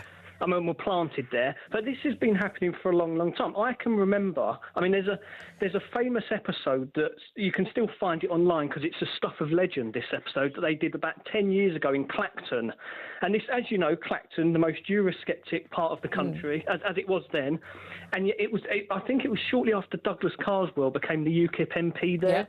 And they filmed it in Clacton, and the audience, you've never seen anything like it. It was the most left-wing audience. Yes. It was almost as if the Socialist Workers' Party were having their Christmas ball there. It was unbelievable. I've done Question Time a lot of times, and I'm sorry, that audience is so... They genuinely, the staff at the Question Time are lovely, and they're absolutely convinced they are doing a completely representative sample. It never is. It never is, and I'm pretty certain it was later found out that a chunk of that audience in Clacton weren't actually local residents. They'd actually come up from London. So again, wouldn't surprise me. Yeah. But this is a common theme. You know, there are other political programmes that they have on the BBC. They have that. I've forgotten the name of it. It's on Radio 4. I think, is it Any Question? Yeah, something like that? It's the Question Time equivalent. Yeah. That one is off the chart when it comes to bias against people on the right of politics. Yeah, absolutely. Do you know, I did Any Questions once down somewhere in the West Country, and the then host was Jonathan Dimbleby, and it was everyone was totally green. There was sort of Lib Demi Greens, and one of the questions was about net zero, and it was quite a few years ago. Long before I was blackballed by the BBC, and I was the only one on the panel being very, very clear about how all these climate policies were all insane. And I was getting booed by this very, very nice, genteel audience looking at me in absolute horror. And one of the amazing things, and he said it on air, Jonathan Dimbleby, the host, said to me, you know, are you not, you know, does it not, when you hear the reaction from other people and the fact that you're the only person who thinks this in the room, does that not make you want to change your mind? And I said, sorry, do you change your mind based on what other people think or on the facts? And I remember being absolutely flabbergasted, and I realised then, oh, no, it's just, you know, it is just a cult. It is, you know, the great and the good go along with this because it makes them look like they're nice and everyone agrees with them. It is. I'm surprised you got out of there alive. I mean, you know what those programmes are like on the BBC. I mean, that episode of Clacton, it is honestly, it's gone down in legend. And I can still remember there was given the constituency and the makeup of that area, I can still remember there was a woman at the back of where the seats are screaming racist all night at the UKIP representative on the night. It just looked. I'm going to have to go and seek that out and watch it. Martin, brilliant stuff. Thank you very much indeed. Well, I can be pretty sure my next guest won't be surprised by any of that either. Coming up, we'll take a quick break, then we'll talk to Philip Kisley, Senior Fellow at the New Culture Forum. This is Talk.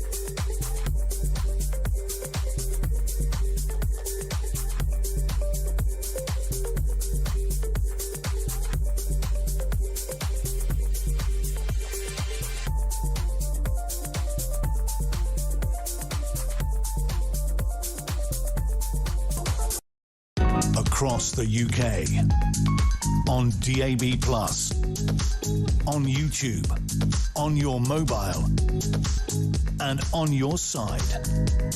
This is Talk. Good morning, welcome back to the show. 11:35 is the time. Let's talk to Philip Kisley now, Senior Fellow at the New Culture Forum. Very good morning to you, Philip. Hi, Julia. Lots I want to talk to you about. First of all, can we talk about this Oxford County Council wanting to bring in an injunction including up to 2 years in prison and unlimited fine for those ghastly, awful people who are outrageously and divisively and probably racistly putting up our national flags on lampposts? Yeah, it's really terrifyingly worrying, actually, that our national flag is now the source. I think they called it a source of distress and intimidation. And I'm quoting. Who for? That's what I'd like to know. Yeah, exactly. I mean, so it feels as though this council is just working against probably the people of Oxford, working against the country, imposing an ideology. And you've just been talking about the BBC there. And what they're essentially doing is manipulating the narrative. And this is what a county council is doing. It's manipulating the narrative. It's saying that patriotism, this isn't about, bellicose nationalism. This is just about patriotism, loving your country. It's an expression of love to put a flag up and celebrate. Well, no, the thing is, it's if you use that phrase, they say flag shagging, don't they? Just like, if you want to have your Union flag, you want to have your England flag, and it's somehow, derided. But it isn't if it's Palestine flag. It isn't if it's the Pride flag. It isn't if it's the EU flag. Well, there are about 70 odd flags for various kinds of sexuality and genders, aren't they? And the people who will call you that, are online. They have 27 flags in their bio. But the key thing there is you mentioned this Palestine flag, didn't you? And I think that's the crux of the whole thing. Yeah. Okay. So these people will celebrate Palestine. The fantasy, as Jerry Seinfeld said, it doesn't exist. The fantasy land of Palestine. Not even another country, but they will not allow our own flag in place. So this is contempt for people, okay? But it's more than that. It's something that just we all respond to negatively, and it's killjoys. They are killjoys. They are joyless people who just want to eat away at your sense of pride and identity. Who you are. There is nothing wrong with celebrating who you are. Because it's not about a piece of cloth, and it's not about road safety or any of that nonsense they're claiming.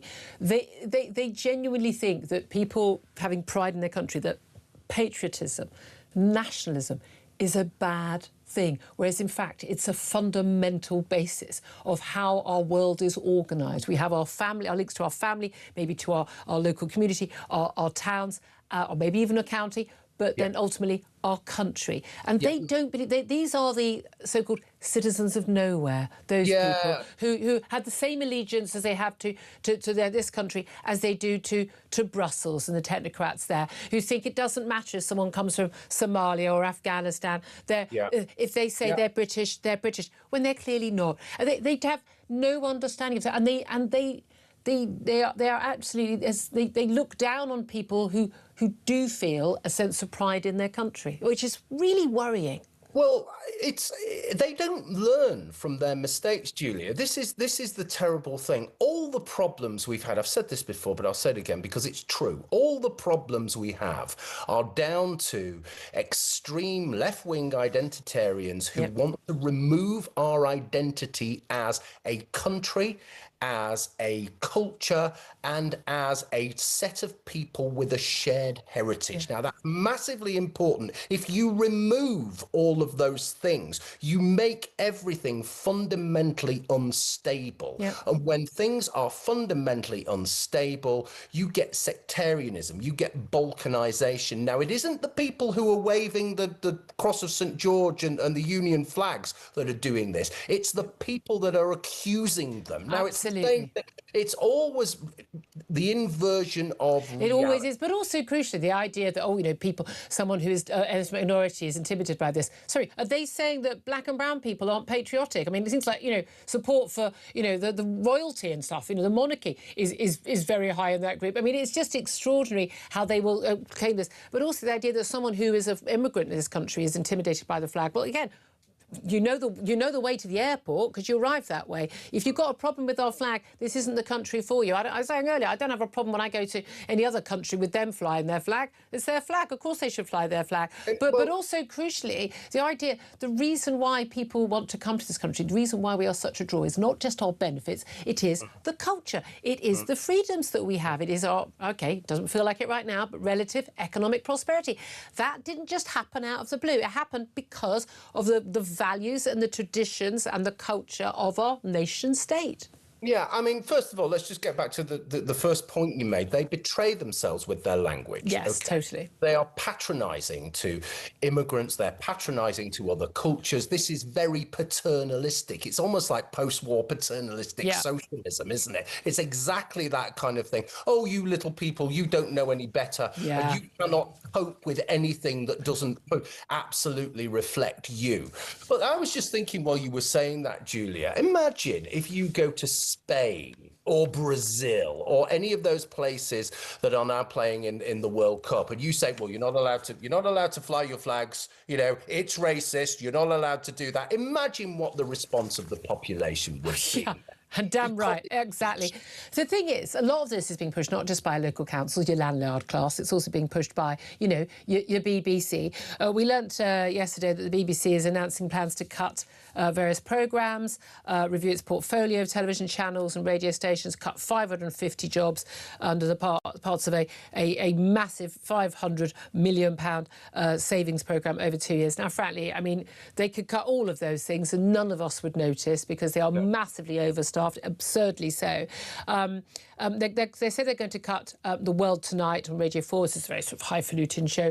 But the reality is they always, whenever they got cuts, they always go, let's cut something that we know the poshies all listen to, because then they'll get up in arms and we'll get a campaign. Whereas, in fact, there's plenty of other things they could go, I don't know, maybe don't send 1,000 people to Glastonbury to sit there and watch someone shout death to the IDF. Maybe don't have 8 people with clipboards who are booking taxis and people wait, you know, 4 hours before someone actually needs a taxi while it sits there waiting, billing £100 an hour for every time. I mean, things like that. I mean, you know, there's plenty of cuts to be had. What I find also fascinating, this other BBC story, is the channel migrants were deliberately placed, as we were just discussing with our caller, on Question Time by campaigners last December in Dover, an episode where Zia Yusuf of Reform sitting on the panel, and 2 asylum seekers just happened magically to be in the audience. Because you know what it is like. You go to another country, you've just arrived on your boat, you know, you're an illegal immigrant, you get your benefits, and the first thing you think is, oh, I must look at BBC political programming at about 10:40 on a Thursday night, that, by the way, barely anyone ever watches. I only watch it when I'm on, Philip, I'm not going to lie. And then they think, I think I'll apply to be in the audience. No, of course they didn't. They were actually found by IMIX, a charity, basically a campaigning group that put them on to make a political point. How on earth did the BBC not see this coming when these people arrived? I know, it's just what you've said, isn't it? I'm an immigrant. I'm a poor oppressed immigrant, so I'm going to go on national television and read out a prepared statement. That's how oppressed I am. Yeah. Okay. So I think there are a few things here. It's a crying shame, actually, because those of us who grew up with the BBC, which is everybody, it's always been there. It's like Christmas and the Beatles. There were 3 channels. We watched a lot of it. Yeah. When we were kids, there were 3 channels, and then there were 4. The problem is they are now facing reality. Okay, they are a public service broadcaster who are anything but impartial. They are completely biased, and that's not just me saying that. That's backed up with all of this evidence. It isn't just political programming. There was a story a couple of days, which I'm sure you covered, about children's programming and manipulating the narrative to be a pro-immigration narrative in children's programming. So this propaganda is really... It's pro-trans, pro-immigration, it's the lanyard class view. Yes, it's all of this stuff that people don't want. And so what they're getting now is their news and current affairs being decimated because people don't trust them. This is about trust. Now, we used to trust the BBC decades ago, but that's gone by the wayside. I remember 2016, 2017, I stopped listening to the Today programme, Julia, because I'd wake up to it at 6:30, and it felt like I was being told off as a white, middle-class Brexiteer at the time. You know, I was the source of all evils. And I alternate between lots of different books, including obviously JK here at Talk, but I just want to hear what other stations are doing. My husband says he always knows when I'm listening to Radio 4. He goes, I said, how do I know? Because I can hear you shouting. Well, I think that's what's happening to most people. But the point is, many people are being forced to pay for this because you have to make an effort not to pay for it. Yeah. Okay, and you have to make an effort to you have to sacrifice other things. You can't watch live television if you don't have a license. I think quite a lot of people do now. But I think a lot of people do. But this is the kind of regressive tack that we're dealing with. So not only are they cheating us, not only is it unfair, they're foisting propaganda on us, which the vast majority of the population not only disagree with, they know it's false. Yeah. So we're in this bizarre fantasy situation, which is not unlike 1984, is it? No, and BBC brought it all on themselves because all we want. I mean, I've never been a defund the BBC person until their coverage of Israel. And I think it's genuinely criminal what they do. Just want to get one other story, just briefly, if we could. This is extraordinary. Again, civil servants. I mean, this is the sort of story you think is actually a hoax, and it's actually true. Civil servants were paid to play the violent video game Grand Theft Auto, to role play as earthworms, to do creative exercises inspired by Andy and Notting, the way the Incas kept records, and clay modelling, to learn about British people's hopes and dreams by Policy Lab. This is an organisation that helps teams across government understand citizens more deeply. I don't think it does. They said it was crucial that policymakers took into account virtual worlds like Grand Theft Auto, Fortnite and World of Warcraft due to their popularity.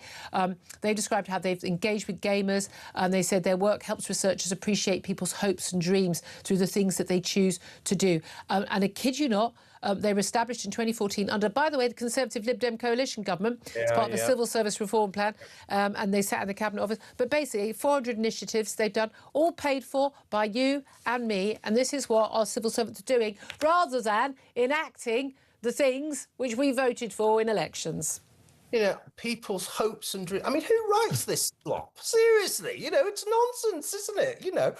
And they're talking about. I'm speaking here as someone who's never played a computer game in his life, but I know about Grand Theft Auto, and this is about running away from the police, killing people, and committing crimes, and they think that is, quote, British people's lived experience. So you get a sense of what they think about Britain, what they think about the country, and what they think about the population.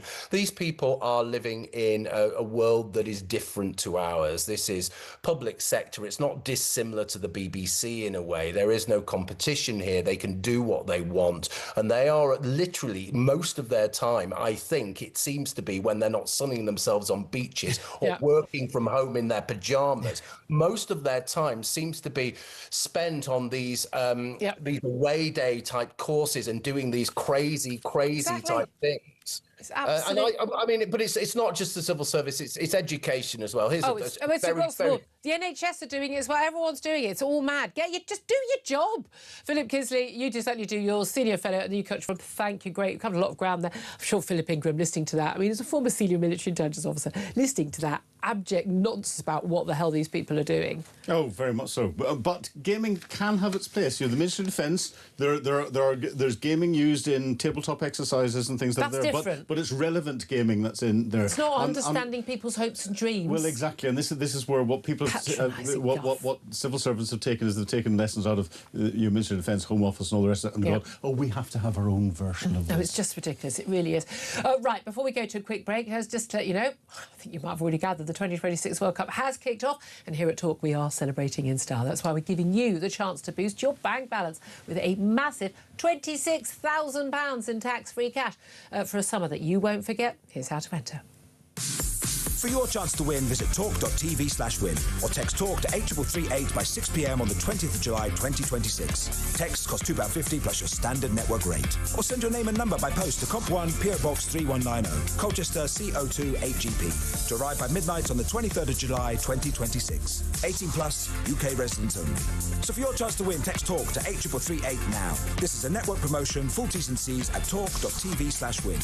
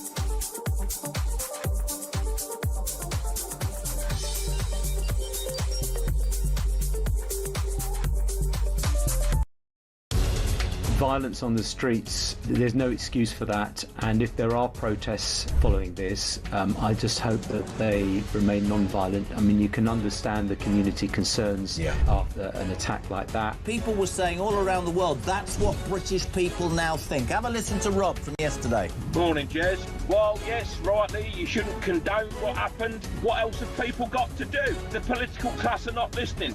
These people who are coming over here illegally, they're rapists, terrorists. They're coming over here. It's literally like putting a wall in a sheep field.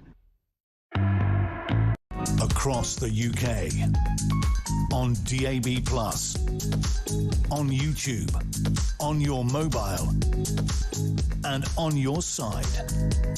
This is Talk. This is Talk, the Home of Common Sense, for me, Julia Hartley-Brewer. Let's talk right now about cancer, very much in the news, especially after that revelation from Jeremy Clarkson on his absolutely brilliant Amazon show, The Clarkson's Farm, that he has a prostate cancer diagnosis. Professor Carol Sakura joins us. He's medical director of Rutherford Cancer Centres. Good morning to you. Good morning. Thank you for joining us. I mean, there's a warning today that staff shortages are causing extremely dangerous delays to cancer diagnoses and treatments. This is from the Royal College of Radiologists. I imagine they might know something about it. They said the NHS needs more workers if patients to avoid harm while on lengthy waiting lists. And this is the crucial thing in this country. Pretty much the main reason why we have lower cancer survivals across pretty much every cancer is, you know, you wait for your diagnosis and then you wait to start treatment, and that is quite simply why people are dying, isn't it? Completely correct. The real problem and the fundamental reason we're behind all European countries, including Eastern European, Poland, Czech Republic, for cancer survival, is the delay in getting started. So the target here is 62 days from diagnosis to start first treatment. Which itself, by the way, is obscene. Yeah, 2 months. It's ridiculous, yeah? So the idea is we've got to speed it up. Attempts have been made 5 years ago, nothing happened. Now it's even worse, and it's to do with the number of staff we have, and the whole attitude to cancer in this country is very different from Europe. In France, you start the next week on treatment. Poland, the same, next week. It shouldn't even be a matter of debate. And it's the fact that it's not even everyone. They miss the targets for the number of people who are supposed to start within 2 months. I think I came to you, actually, about asking a friend of mine who had breast cancer, and he was doing it all on the NHS, and was waiting. I think she waited like 3 months before her breast cancer treatment started. I mean, thankfully she survived, but she'd missed her first mammogram at 50 because it was cancelled because of lockdowns in 2020. I'd had my first one, just before these 3 yearly mammograms you get for breast cancer risk, but just before the first lockdown. It was still mask-wearing territory, but at least I got it. But she was waiting, and my friends and I, we were clamouring to say, we'll pay for you to go private. You can't wait months for breast cancer treatment. You may die. It requires a whole shift in attitude, Julia. And, I'm glad to say for the first time that we're reopening the Rutherford Cancer Centres again. There'll be a different type of name for them. Brilliant. I can't give all the deal with the NHS. And everyone recognises the capacity to diagnose and get started on treatment just isn't there. So is it just the staff, or do we not have the treatment available? Because a lot of the worries is also that the NHS runs quite sort of Monday to Friday, 9 to 5 in a lot of these, not for emergency care, but for a lot of these treatments. And that was also a bit of an issue. The cost of the equipment, say complex radiotherapy equipment, is huge. It's criminal that on Saturdays and Sundays the car park's empty in the radiotherapy departments. Some will come in. I mean, airlines have very senior people flying those planes through the night. Why can't we do this in healthcare, especially when there's a high capital cost, such as radiotherapy? Chemotherapy, again, you could run not necessarily 24-hour services, but you could run 18 hours. People don't mind coming in the evening. Yeah, would you like to wait 3 months, or would you like to come in next week at midnight? I'll come in at midnight, please. But the amount of times when I've been to any appointments for anything, or family members, the amount of times actually, you can come in early, the last 2 people didn't turn up, or there's always been a problem with paperwork. There's a real admin issue, isn't there? And a kind of a very lax attitude to sort of just getting stuff done and hiring the right people. Loads of NHS hospitals have massive, lists of staff who are not available, and yet we have thousands and thousands of doctors and radiographers who are out of work. Exactly. And what we've got to do is develop new ways of working, innovative ways of working. And young people can do that. There's some great talent in the NHS. And it's suppressed because of the bureaucracy. And eventually it's suppressed so much, they go elsewhere. They go to Australia, they go abroad, and they've had enough of it. And what about Jeremy Clarkson? Very worrying news about him. I mean, he's only 66 years old. Prostate cancer. Look, a lot of us will have family members who've had prostate cancer. It is a disease that largely men die of. Die with rather than of, but he did talk about having diagnosed with aggressive form of prostate cancer that required surgery. How worried should men be, and how important is it to get those checks? So there are 56,000 men every year that get prostate cancer in the UK, new patients every year. And the disease ranges from a very benign, you live with it for 20, 30 years, and as the average age when you get it is 72, that's your normal lifespan at one end of the spectrum. The other end, you'll last 3 months because it becomes very aggressive. Yeah.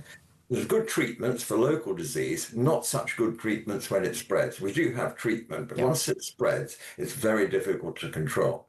The problem is that screening using the PSA test is really useless. You pick up lots of patients that have got a marginally raised PSA, you worry them, you worry their families, and it turns out not. And lots of extra resources. There's been a big campaign about that because some very high-profile figures have had it, but it's not necessarily a good use of resources to keep people alive. And you see people like David Cameron pontificating about foreign affairs. Why is he pontificating about screening tests? I hate the idea that because someone's famous, a politician, that suddenly, or their child, that becomes a disease that gets extra care. It should be based on, how many lives can we save, and particularly younger lives in particular. Carol Sikora, always a voice of reason. Thank you so much for joining us. Philip Ingram's still with me now. I've only left a bit of time, I'm afraid, but you've had your own brushes with cancer. You've been very open about it. Very much so. You had bowel cancer, which was successfully treated during COVID, and had a prostate cancer scare, which was picked up in a scan, and had to go and have the biopsies to get the all clear. Not a fun experience. Not a fun experience, but I was given it was 1 in 5 chance that it was going to be a very aggressive cancer. Luckily, it came back clear. But the key thing is, people need to get scanned. You're diagnosed quickly. They need to be treated quickly. Know the symptoms. Go and get tested. It's just that simple, and we just don't do that, and that's the problem with our NHS. Lots more to talk about, including what's going on in Iran and lawless Britain. This is Talk.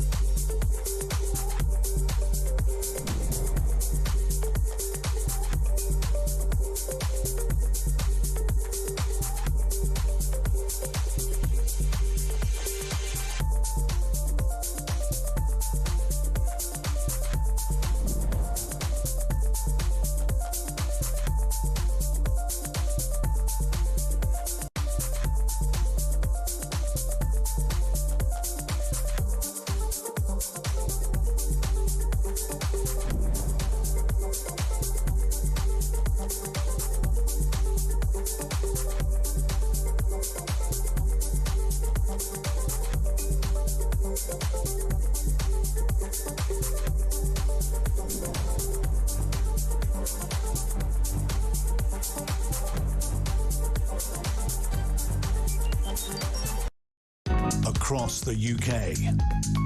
On DAB+, on YouTube, on your mobile, and on your side. This is Talk.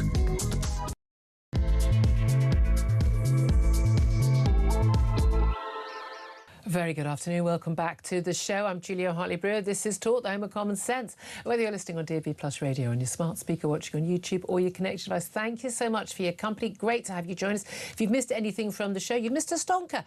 Largely the guests and the callers, not me. But go to my YouTube page, the Julia Hartley-Brewer Show. Hit subscribe, and you never have to miss a thing. Coming up in this hour, we're discussing more about Donald Trump's deal that he's signed to end the war in Iran. We've got 60 days of negotiations, but what he's signed up to, I mean, I don't think you can call it anything other than an abject surrender by the United States, putting us, well, the US and indeed the world, in a worse position than we were before. Plus, we'll be talking more about the World Cup, with England beating Croatia 4-2 last night in a thrilling opening World Cup match. Captain Harry Kane scored twice, and goals from, of course, Jude Bellingham and also Marcus Rashford. Is it coming? No, I won't finish it. Also going to talk about a predatory asylum seeker who posed as a child when he came to the UK. He's been jailed after, I know we're all surprised, after groping a teenage girl. And police chiefs have demanded ministers impose tougher sanctions on prolific shoplifters, as it's emerged that just 100 criminals were responsible for more than 4,000 shop thefts in just the past 2 years. Lots and lots to talk about. Philip Ingram, MBE, former senior military intelligence officer, is still joining me in the studio. Afternoon to you, sir. I don't know what the mortgage situation is, but in the Ingram household, the Bank of England has, in the last couple of moments, announced the decision to hold the interest rate, the base rate, at 3.75%. I don't think anyone was expecting any different from that, were they? But again, when it goes up or goes down, it does have an impact on people's, home finances, business finances as well, and indeed the whole economy. Well, yes, I'm in a fortunate position where I'm one of these people that doesn't mind the interest rate being high. Yes. Because you then get your savings rates high. Oldies benefit exactly. from that. It's the young folk who really struggle, don't they? Exactly. But again, this isn't really a measurement of how successful the economy is. There's competing figures across the board at the moment. Exactly. Right now, let's talk more about the Iran deal, signed at Versailles by the US president last night, also signed by whoever the hell is leading Iran these days. And I have to say, I mean, as someone who has backed the need for the West, the US, whoever, to take on the threat of Iran, not just the current threat, but the threat they could pose with nuclear weapons, which are undoubtedly been trying to get, this can be seen as nothing but a total and utter surrender that puts us back in a worse position than we were before this war began on the 28th of February. Let's talk right now with Tobias Ellwood. He's a former Defence and Foreign Affairs Minister and joins us now. Tobias, thank you for joining us. Good afternoon to you. Good afternoon. Just for those who are just tuning in and perhaps haven't had a look at all of this full deal, I mean, it is absolutely stark. The first key thing is the reopening of the Strait of Hormuz immediately, but Iran talking about planning after the first 60 days of negotiations to impose tariffs, basically a toll for boats using that strait. Again, a complete breach of international maritime regulations and a terrible precedent. Iran basically being allowed to continue their nuclear programme, but not producing nuclear weapons. Well, they would say that, wouldn't they? An end to all sanctions, release of Iran's frozen assets in the billions, no interference in the internal affairs of each country, extraordinary, a $300 billion reconstruction fund, apparently to be funded from Gulf states that Iran has been bombing, but crucially also is supposed to include Lebanon, even though Israel and Hezbollah have not agreed to this. I mean, can this be called anything but a surrender? Yes, absolutely. I mean, you sum it up very well indeed. You touched on something very important, that for over 4 decades, Iran has had its way. We finally had an American president daring to step forward. But this is absolutely not the way to do it. It's actually empowered Iran militarily, economically. It might be weaker, but its control over the straits is now absolute. And the appeasement that we now see, this is, I mean, the Obama deal was one thing. This is something else. $300 billion now for reconstruction. Iran allowed to sell oil, and yet it's still got a proxy influence with Hamas, Hezbollah, and the Houthis. It's still got its long-range missiles. It says it's not going to pursue a nuclear weapon, but it's said that many times before. And then America's stock in the Middle East has absolutely dropped. It's cost $30 billion this war.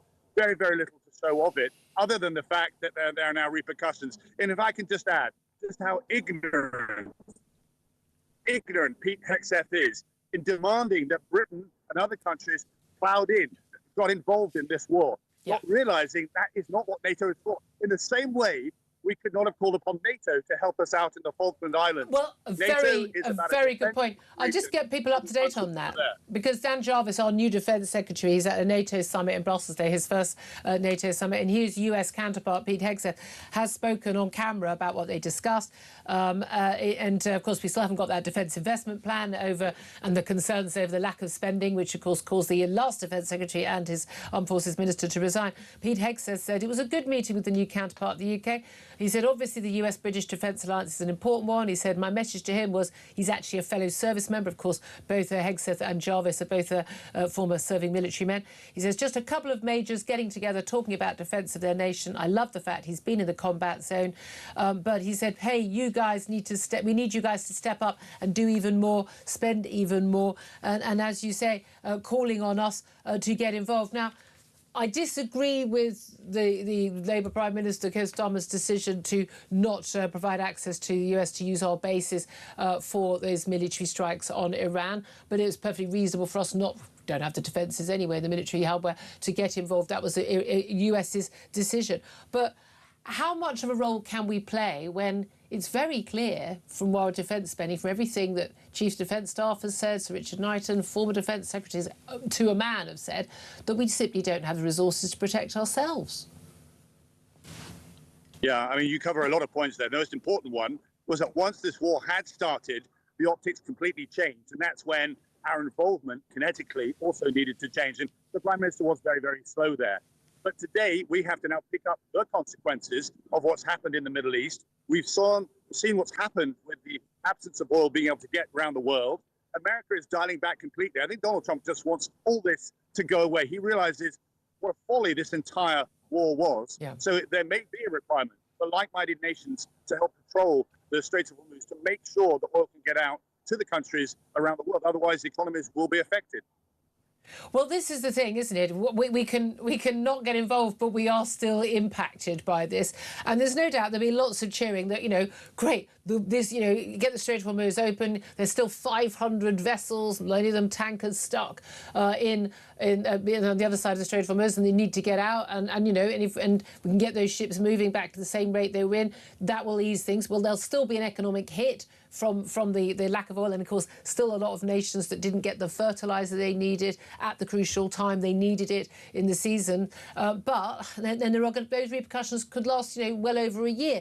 The thing is, if we've set ourselves up in a situation where the mightiest military power on one of our allies has made it really clear they haven't got the gumption or the presidential attention span to carry through a war that they've started, that sends a message that not only will be read by Iran, but also by Russia and by China. Yes, I mean, you're absolutely right. This is the bigger geopolitical consequence of this, is what Russia and China are now thinking, understanding that there isn't this bandwidth, this determination to see this through. I'm afraid history is repeating itself. We saw this in Vietnam. We saw this in Iraq, Afghanistan, in Syria, in Somalia, in Libya, where we go in well-intentioned, and then unfortunately, things unravel, and we haven't got the commitment to see it through, with the consequences of the rise in extremism, of insecurity, migration, all these other things, because of what we started, but were unwilling to finish. I'm very saddened as to where we've left Iran today. They are more empowered. The IRGC now are in charge of Iran. The Iranian people who were told, rise up, be ready to take over your country, they are now left absolutely abandoned. And the wider picture here is that we will not get a decent deal in 60 days' time. No. This will unravel slowly. We'll be back to square one. Yeah, and indeed, I mean, there's no doubt at all. sell its oil. Donald Trump cannot roll back on this now. He signed the deal. We're going to be 60 days on. In 2 months, we're going to be even closer to those midterm elections. The heat of the impact of this war will still be being felt by American consumers and many other consumers around the world, and particularly in Britain. We're so dependent because of our mad energy policy that he won't be able to roll back on this, will he? The key thing about signing a deal, you've got to have this stuff. Everything is in the detail. You can't say, we'll do the detail later. The detail is the deal. Yeah, I mean, I was involved in the Bosnia deal, the peace deal there. That was 50 pages long. Yeah. The original JCPOA, I think that was at least 15 pages to make sure that you had all the checks and balances. Who is going to police the Straits of Hormuz right now? Where is that 300 billion going to come from? How are we going to keep Iran in check? What's going to happen to the Houthis, the Hezbollah, and Hamas? None of this has been considered. And of course, you've got the long-range missiles there and that 440 kilograms of enriched uranium. Yeah. All these have been left on the side. Yeah. And you're absolutely right to say this is a textbook example of how not to hit another country. No, indeed. Look, I mean, I say this as someone who supported us going in on the basis, whether it was then or in the future, we cannot have Iran having a nuclear weapon. We can see what a danger they are to the West, to Israel, to their Gulf neighbours, to the world economy without a nuclear weapon. God knows how much more dangerous they'd be with one. There's no doubt at all. This deal, it's supposed to include Lebanon as well. And it's fascinating to hear Donald Trump talk about how, the people of Lebanon, they've been the hardest hit. I mean, this incredibly absurd, long, rambling press conference. I always feel sorry for Marco Rubio having to stand behind him during these hour-and-a-half long rambling press conferences and statements saying, oh, everything's great, everything's great. I've seen this clearer than anyone else at all. But Israel isn't concerned about the price of gas going into American cars. Israel is concerned about its existential threat that is on its doorstep to its existence and its people's existence at all.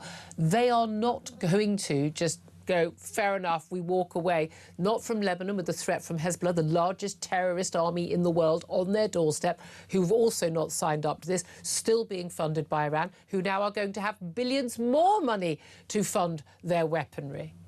Yeah, I mean, you shine a light on such an important aspect of this deal is what's going on with Israel. And can I distinguish between the support for Israel as a state in a difficult neighborhood and what Netanyahu, the prime minister, is doing, taking full advantage of the fact that America for some time has not checked Netanyahu's behavior. And that's why I'm pleased to see Trump finally criticizing the prime minister, saying, if you want to go after an individual member of the Hezbollah, you don't take out the entire bloc in Beirut. We do. America does. That's exactly what America does.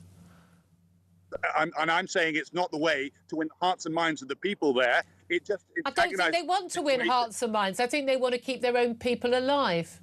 No, I'm sorry, but when you take out an entire bloc of people, let's say there's 100 more people that get killed who have nothing to do with Hezbollah, and they are killed, the families of those members then join Hezbollah because they've got nothing else to fight for. That's what happens. It's used as a recruitment sergeant. Also, we should be better at warfare than this, than dropping, dumb bombs from up on high. That isn't the way that you actually transform an ideology out of Lebanon. I don't know. You're not going to get an ideology out of Lebanon. You're not going to get the ideology out of Iran and the IRGC. We're not going to do that. You're not going to get that. You're not going to change Hamas. You're not going to do that.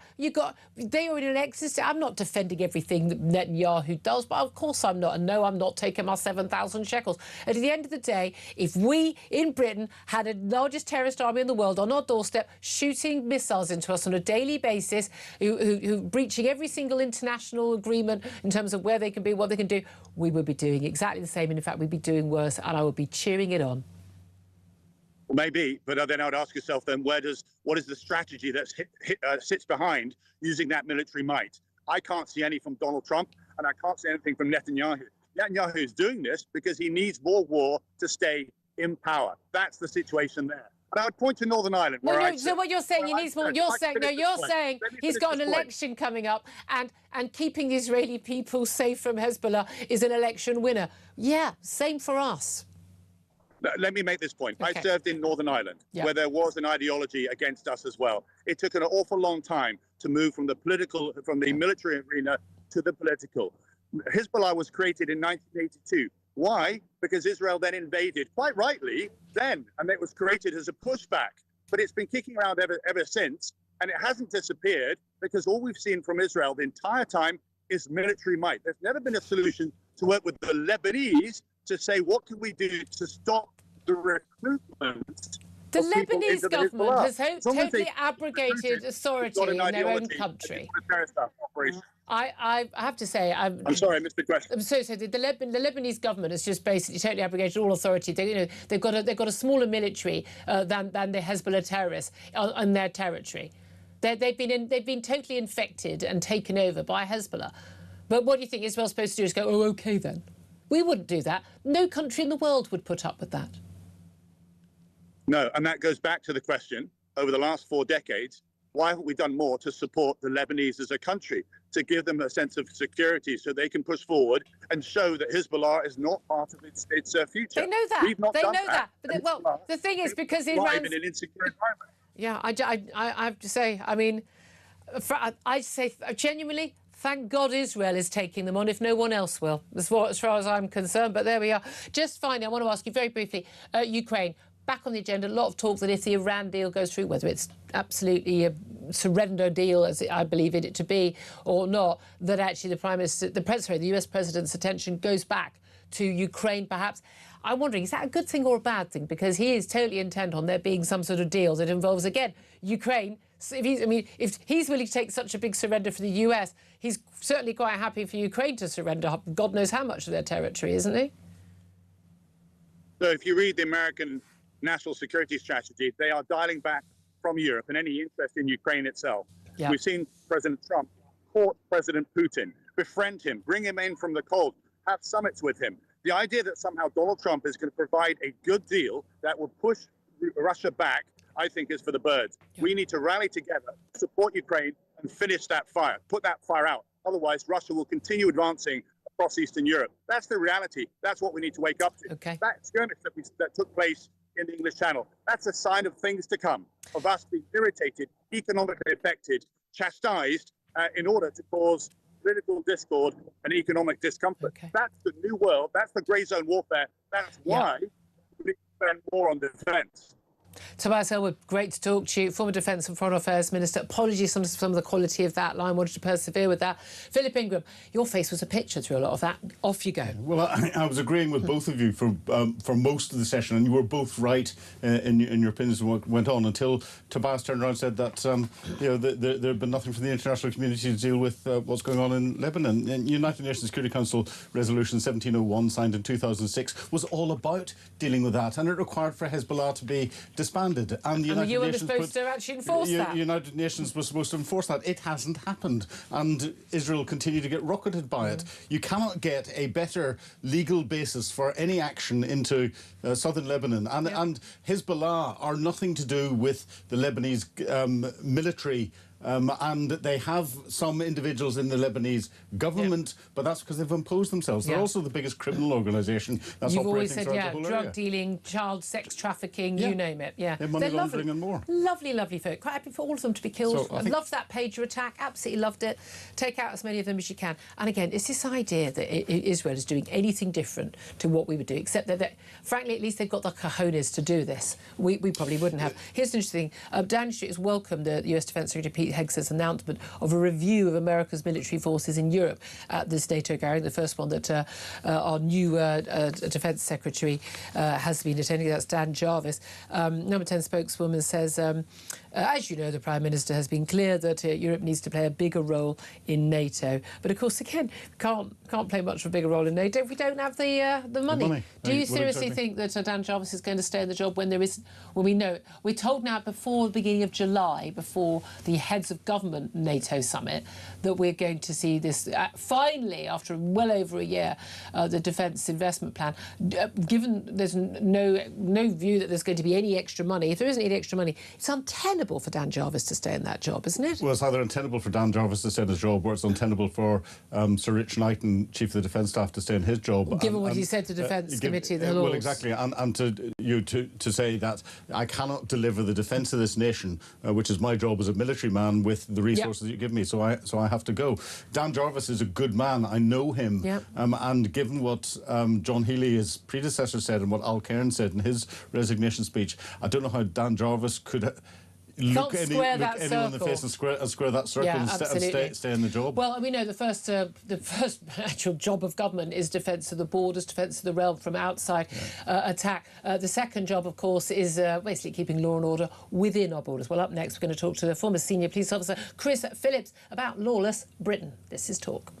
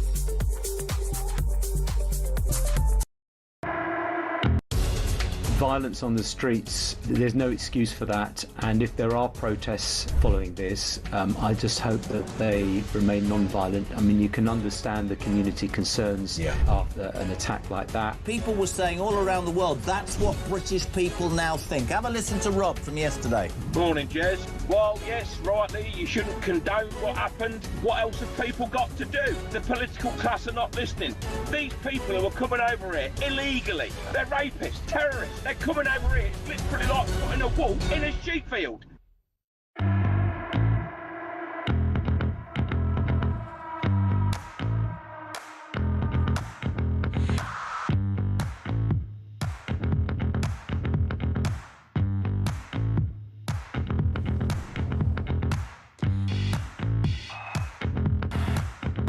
Across the UK, on DAB+, on YouTube, on your mobile, and on your side. This is Talk. This is Talk, the Home of Common Sense for me, Julia Hartley-Brewer. Coming up very soon, we're going to be taking your calls. Also going to be talking to TalkSport reporter Toby Gillis about that fantastic opening game for England in the World Cup. First up, though, let's talk about lawless Britain. As I said, we've been talking about defending our borders, but also defending our streets, keeping our streets safe.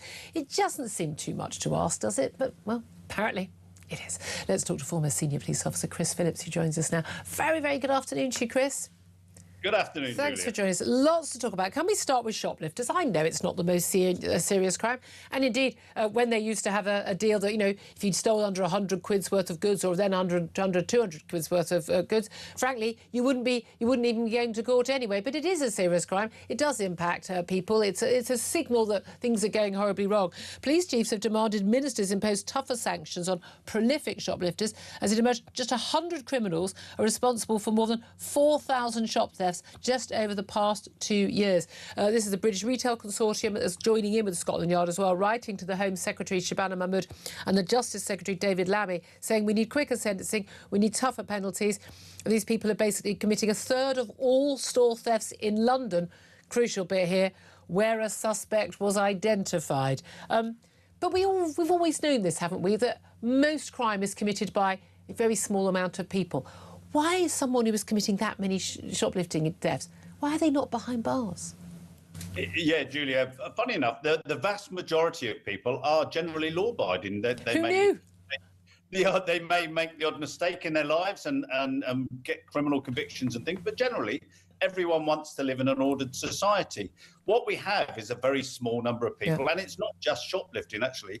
It's bag snatches, it's phone theft, it's burglaries. I remember a time when we arrested one guy and the burglary rate in the area went down by 85%. Yeah. He was a good one. But even when they talk about these figures, that's when someone, saw them, called the police, they were apprehended, they were identified. And most of the time, that doesn't happen. I mean, my bag thief, I said to the police, still not, they got his identity, he's been at court, he's been charged, more than 2 years on, still nothing's happened. That's how things work in this country. But as I said to them, it's not like just one crime, it's not like a minor crime. It cost me a lot of money, it caused a lot of effort, it was very scary, but also, crucially, I don't think that was his first rodeo. And I don't think it was his last rodeo. And if you take away the consequences of committing offences, you create a vacuum. If you take away the consequences of no police officers in our high streets and our streets, you create a vacuum. And in that vacuum, people will just continue committing crimes. Yeah. And you will have shoplifters who are committing hundreds of offences a day. You'll have thieves stealing phones and things. I've seen people with 10, 15 phones in their bag, in their pocket, which they've stolen over the course of a day. But we have to have consequences to them committing these offences. And if prison is just about preventing crime, then actually taking them off the streets will do that. This is the thing. Well, we're told, oh no, apparently, this doesn't solve crime if we put people behind bars. They just meet other people who are criminals. No, I think they've already met enough of those people. But this is the thing. While someone is behind bars, as opposed to supposedly doing some nonsense community sentencing, which they don't even bother turning up to, and there are no penalties for that most of the time, they are not on the streets committing crime. It is as simple as that. And if you go to any high street, you speak to either the shopkeepers or the security teams that are looking after shopping centres, they will be able to name, they will have photographs my local of the High Street, people that absolutely rip the They place literally apart. have someone standing on the door during the shoplifting happy hour in the afternoon. They know that, interestingly, shoplifters you're usually a bit safer in the morning. They don't get up so early, it turns out.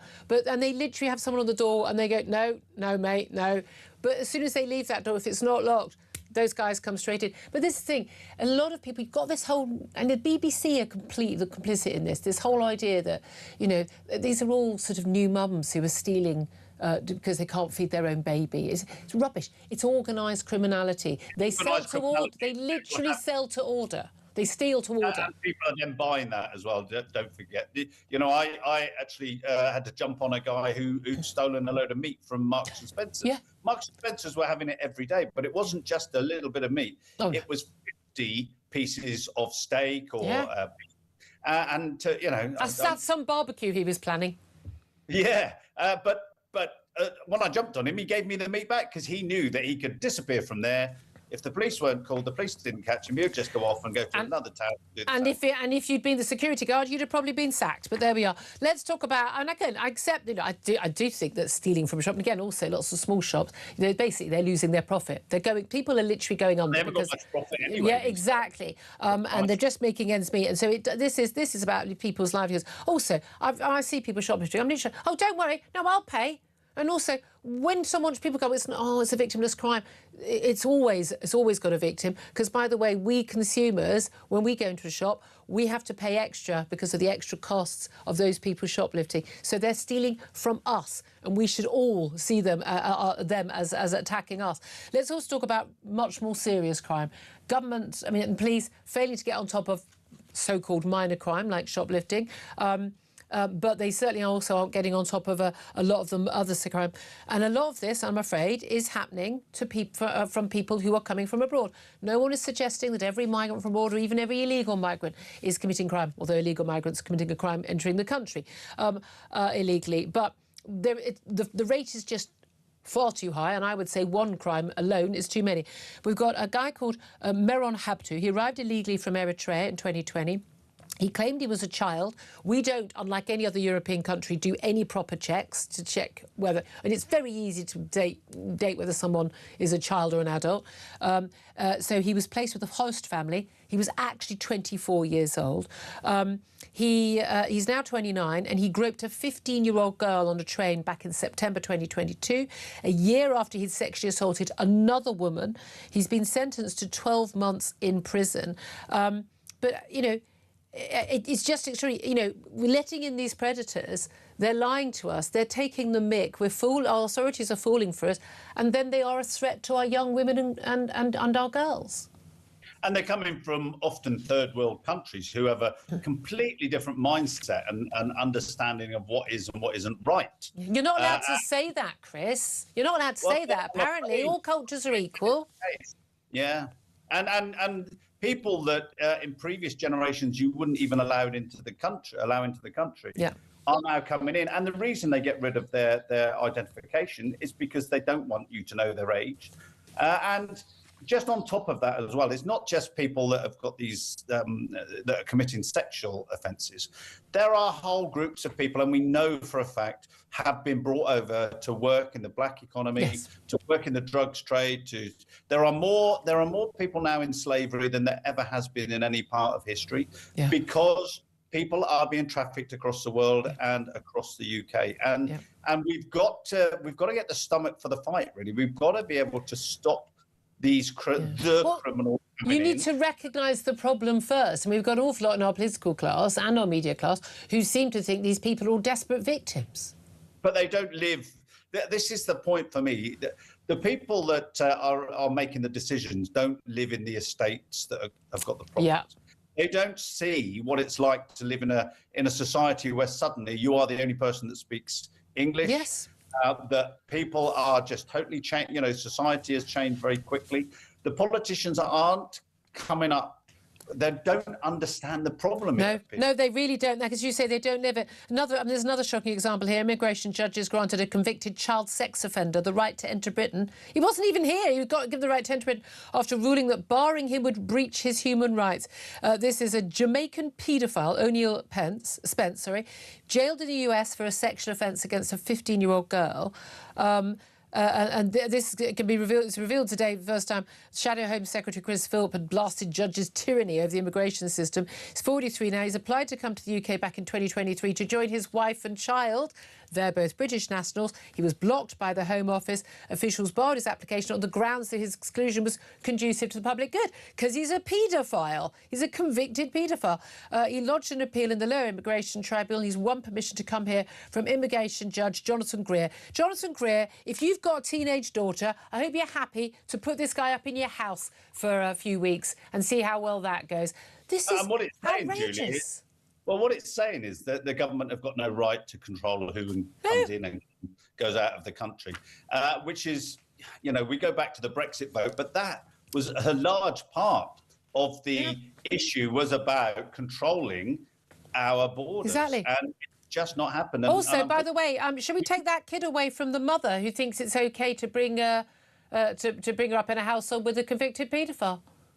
Yeah, and what sort of society do we have when we can't stop this kind of thing from happening? And how do we protect our children if we're not prepared to take the difficult decisions? I mean, it's not even a difficult decision for most of us who are sane and paying attention, is it? Chris Phillips, great to hear your thoughts. Voice of reason, as always, former senior police officer. I know Philip Ingram, you ought to come in on that. All these three stories. It's ridiculous. You look at many other nations around the world. You cannot get admitted to the United States if you've got a criminal conviction for not paying your television licence. Yeah. The same with Australia, New Zealand. But paedophiles do come in. But the UK paedophiles, please welcome. This idea that you're right to be with your other half and your kid overrides the safety of the public. Yeah. If she wants to be with you, mate, she's going to have to go live in Jamaica. Not my problem. Correct. Not my problem. I don't want him here. And by the way, he's been allowed here. That asylum seeker who posed as a child to get here, who again groped a 15-year-old girl, assaulted another woman, sentenced just 12 months in prison. He'll serve 4. He'll serve 4. And he'll be back out again. And he'll do it again. And he'll do it again. And he won't be extradited. He needs to be extradited immediately. Nope. Well, we'll wait and see what happens in the next election on that one. I'll put him on the plane myself. 12:36 is the time. Up next, we've got a bit more cheery. We're going to be talking to TalkSport reporter Toby Gillis about that absolutely fantastic first match for England in their World Cup campaign. He's up next. This is Talk.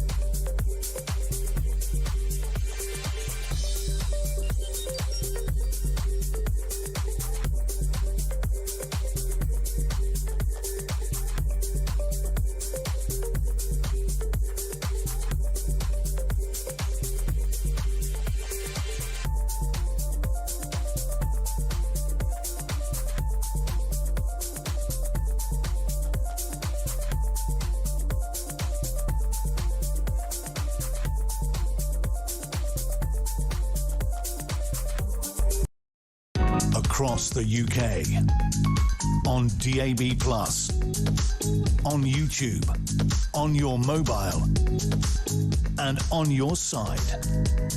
This is Talk. A very good afternoon. Welcome back to the show. A bit more of a cheery conversation now at 12:38. Philip Ingram is still with me in the studio, and now we're joined by TalkSport reporter Toby Gillis, who's valiantly stepped in to help us out because Max Scott, who we spoke to yesterday, so we've got to have him back on air because he was predicting. I think he went 2-0 was his prediction. So, I mean... He got the aggregate right. He got the aggregate right, exactly. And in fact, it was a much better match now. But Toby, it was so lovely to have you. I haven't had you in the studio for ages. We used to do a lot of our morning bulletins when I was on the breakfast show. Look, I don't think we could have had much more of a better start to our World Cup campaign. Oh, other than letting those 2 goals in against... I know. But come on, given how trepidatious a lot of us are, we dare to dream, we dare to hope. We all know it's the hope that kills us. It was a good start. Yeah, it was... I was talking to someone you're in... a bit wary here. I was talking to someone in the kitchen earlier, and I said, what feels bizarre is watching England was fun. We went for it, and we all had our views on Gareth Southgate, who transformed the culture around England, and probably without him we wouldn't be going into this tournament thinking, can we win it?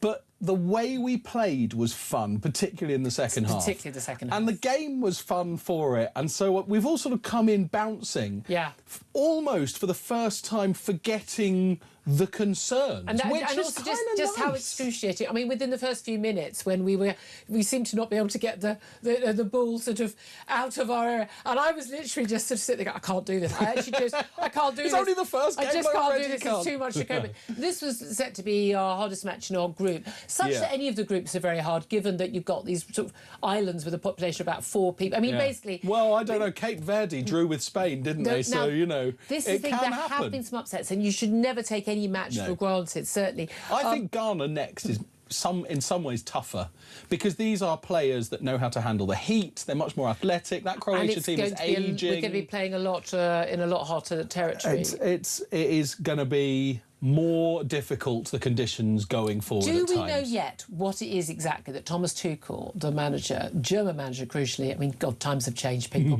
what he said to the team? Because they came out absolutely bouncing. I mean, the pace was just sort of extraordinary. Yeah. As we were saying earlier, it could easily have been 6 or 7-2 rather than 4-2. And I'm not to diss the Croatian goalkeeper, because that man worked a double shift yesterday, and he did it. The scoreline does not do justice to actually how good he was on the night. But what did Thomas say to Ghana? We all assumed it would be the proverbial rocket. But by all accounts, the players and he himself came out and said, that's not quite what it was. I mean, Harry Kane used the word speech. And I thought what was really interesting, the kind of message that seems to have come across was Tuchel said, look, I don't mind if we lose this, but we lose our way. We play our game. And the players looked nervous in that first half. They looked like they froze a little bit. A lot of them, maybe not all, but... Yeah, except why is there so much more pressure when you're playing for England than when you are playing for, as these teams are, for top flight Premier League or other international or other national league the teams. shirt seems to weigh heavy, doesn't it? It's probably less heavy than it was under Southgate or prior to Southgate. I think people have kind of we've got so far each time these different tournaments, and then the 60 years of hurt we're in now. I say I'm old enough to remember the 30 years of hurt, Toby, when that song was written, but there's an element where I think there's less expectation. Although we're going, it's a brilliant team, it's a world-class team. You've got Harry Kane always delivers. I mean, it's just extraordinary. He's delivering more the older he gets. Yeah, it's incredible. He's just incredible, and he's just such a fantastic figurehead for the team and a leader. And he's you can't fault him. But it seemed to me that. Because it was like this is such a sort of disparate World Cup. There isn't this focus that people hadn't been getting excited. I certainly noticed. I organised a sweepstake in the office. There hadn't been quite the same sort of buzz about it. That I think the expected. time of the matches is impacting that. I mean, I would. Under normal circumstances, the Qatar World Cup, the time zone was much more friendly. Obviously, any time it's been in Europe, I'd have probably watched about 15 matches by now. Yeah. And I think I've watched 4 prior to last night. I mean, Scotland having that 2 a.m. start. I mean, disaster. And really, really unfair because they do try where they can to make the times work for these different nations. But Scotland having a 2 a.m. was horrible. England's a 2 9 p.m s and a 10 p.m, which are just about doable in the group stages, and hopefully it sort of remains that way going forwards. But I think that's impacted the way fans have felt, but also it's been a long wait to get to England. It was the last day of the first round of group matches, if you want. Today we start on the second round of group matches, at which point we start going, OK, we're going to know a bit more about who's realistically going through. And our standing is in the sweepstake will start. So absolutely, all start to matter. I mean, we've got, next match for us is Ghana on Tuesday, and then we've got Panama on the next Saturday. Scotland playing tomorrow night? Tomorrow night, Morocco. Toughest game in their group, even though they've got Brazil still to come. Prime Minister has not ruled out there being a bank holiday if England does win the World Cup. Then we had a load of... this one sitting next to us, Philip Ingram, who's from Northern Ireland, he went off on one at 10 o'clock this morning. I've never seen him lose. What about if Scotland win the World Cup? Shouldn't Scotland get one? Now, we had a brilliant caller earlier in the show who said, well, we'll definitely need a bank holiday if Scotland win the World Cup because we'll need it to catch all those pigs that are flying around everywhere. Look, Scotland might get through the group for the first time, so that would be a magnificent story. But everyone one more point gets them through. You have to really try hard not to get through your group, given these groups. They're about. Well, I'm showing my knowledge here. There's about 18,000 countries taking part out of the world's 200 countries. 48 in total, and only 16 go home after the groups. I mean, so it's 32 not a World Cup still final, get through. Is it, Toby? It's it's starting from scratch. Beating Haiti may well have been enough for Scotland, but one more point and they will be through. What's our route through? England. Well, I think we win the group now. There's then a chance, and this is really difficult, that we play Mexico in Mexico City, which is it's at altitude. It's very hot. I heard a statistic that in that very stadium, the famous stadium where Maradona actually scored the hand of God, by the way, that Mexico, in their entire history, have played something like 85 matches there and lost 2. Oh. Yeah, that's... Now, England on paper would beat Mexico in any given scenario, but there, in that match... The 12th man and all that. And then there's a very big chance we have to face up against France. Gets tough, France. Favourites in the tournament? For a lot of people after the first round, I still think Spain. I know they had that real shock, but in a way that might be the worst thing that could happen for those wanting to beat them. We shall see. It's exciting though, isn't it? No, but it is. And it feels like it's properly started now. talkSPORT report, Toby Gibbs. Thank you so much. Philip Ingram, you're right. He doesn't even like football and he's not English, but he watched. And I find the second half entertaining, as you said. And I've got a copy of Thomas Tuchel's half-time talk here. They have ways of making the Croatians lose. Let's do it. There'll be complaints. There will. 12:45 Toby's just trying to pretend he's not here. I'm loving that. I love that. 12:45 is the time for This Is Talk.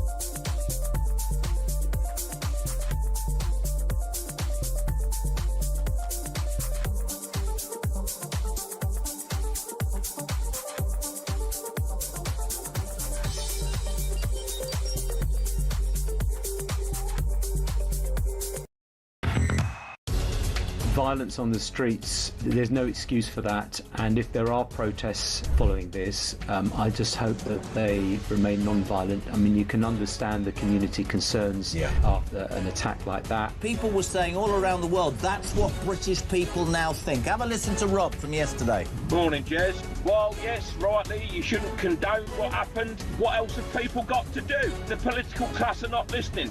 These people who are coming over here illegally, they're rapists, terrorists. They're coming over here, literally like putting a wall in a sheep field.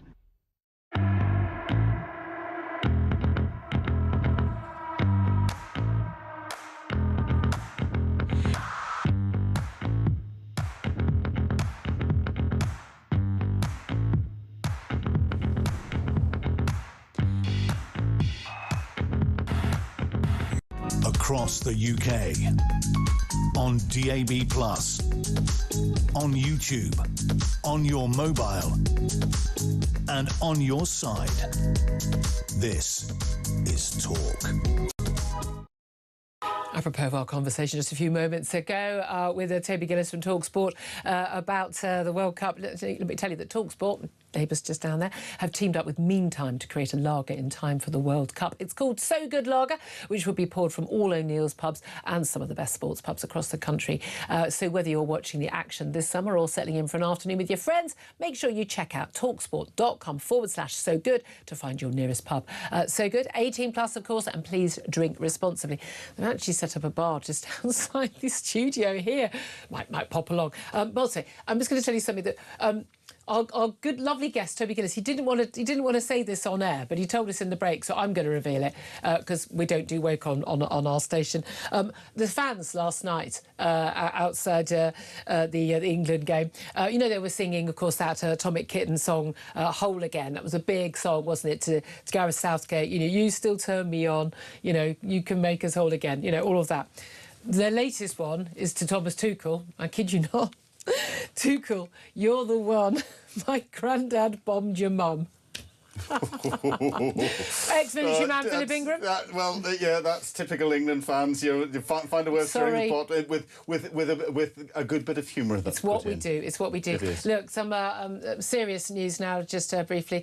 Those absolute excuses for human beings who basically sexually assaulted a little baby to death, little baby, 13-month-old Preston Davey.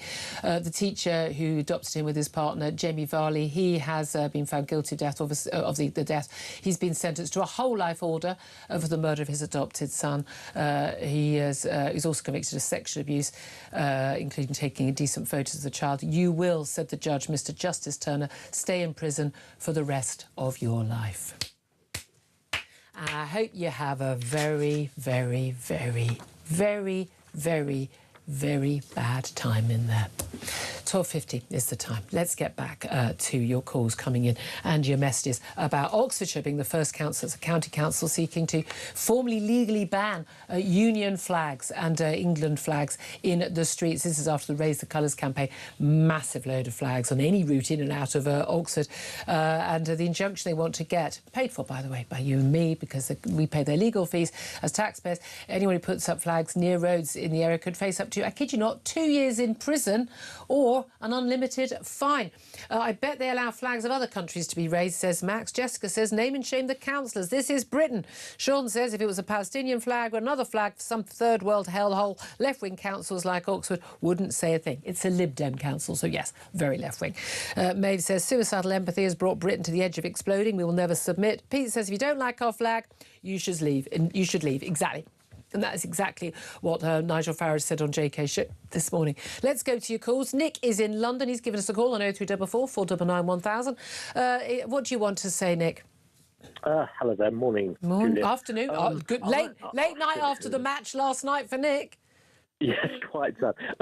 Can someone please sue the councillors, the officials of Oxfordshire County Council, for our monies back? Our taxes back, because this seems to be a complete waste of taxpayers' money, of their funds. And the trouble is they are never held to account, these people. It's like toy money to them. It seems to be. They have these pet projects, these things they like. And they don't have money for other crucial things like enough care, for elderly people who need social care, for fixing the potholes, emptying our bins every week. Don't everyone get all their bins emptied every week? No one I know does. But they've got money for hiring expensive KCs, no doubt, to get these injunctions. Exactly, and then this stuff won't stop until those doing it are held to account. There's some kind of a consequence to them doing it. Can someone please sue them and try and get our money back? I couldn't agree with you more. Absolutely. And the same with governments generally. They just waste our money on abject nonsense, don't they? I'm just going to breaking news. We just had the news about that teacher who adopted baby Preston Davy and sexually assaulted him to death at 13 months old, just a few months after having care. I use that term loosely of a child. He's got a whole life order. He's going to come out in a coffin, which is how he should come out of prison. His partner, John McGowan Fazakeli, I don't know if I've pronounced it right. I don't care. He doesn't deserve that pleasure. He's also just been sentenced by the judge to 25 years behind bars. He's going to serve at least 2/3 in custody. He was found guilty of sexual assault, child cruelty and allowing little baby Preston's death. Again, he should serve the full 25 years. I don't know. Please, whoever gets elected next time around 2029, can we just have a really simple rule? Whatever you're sentenced to is what you serve. End of. Nothing to discuss. But at least they are, I say, going to have a very rotten time behind bars. Charlie has got in touch about the flags. Flags belong on flagpoles, not by public streets. End of. Charlie, I agree with you, generally. But if it wasn't for the fact that lots of councils seem to put up, flags for Palestine and very divisive flags like trans flag and things like that, I'm sorry. I think people feel like, no, they do want to fly their flag. Jackie says, disgusting council. Where is their patriotism? In the US, flags are flown everywhere as a symbol of pride in their country, and quite rightly. Paul is also on the line. He's in Brighton. Hello, Paul. Hello, Julia. Hello. Now, I've been to Brighton many a time for a party conference. I mean, very left-wing councils in Brighton. I bet you're not allowed to get a Union flag or an England flag out there. Exactly. It's indoctrinated into our council leader that, according to her in her weekly column, the UK flag causes fear and distress to certain people in the community. Well, if that sort of rhetoric doesn't cause fear and distress itself, I don't know what does. I don't think it's the flag, obviously. It's clearly just the lefties again. Yeah. Could I make another point as well, Please Julia? do, yes. Because you've covered a lot of topics this morning. Oh, we have. Our dear beloved Mr. Starmer, I refuse to call him Sakir, Mr. Starmer, he's very quick to give justice out to his so-called the far-right agitators. Yeah. And I don't condone the violence.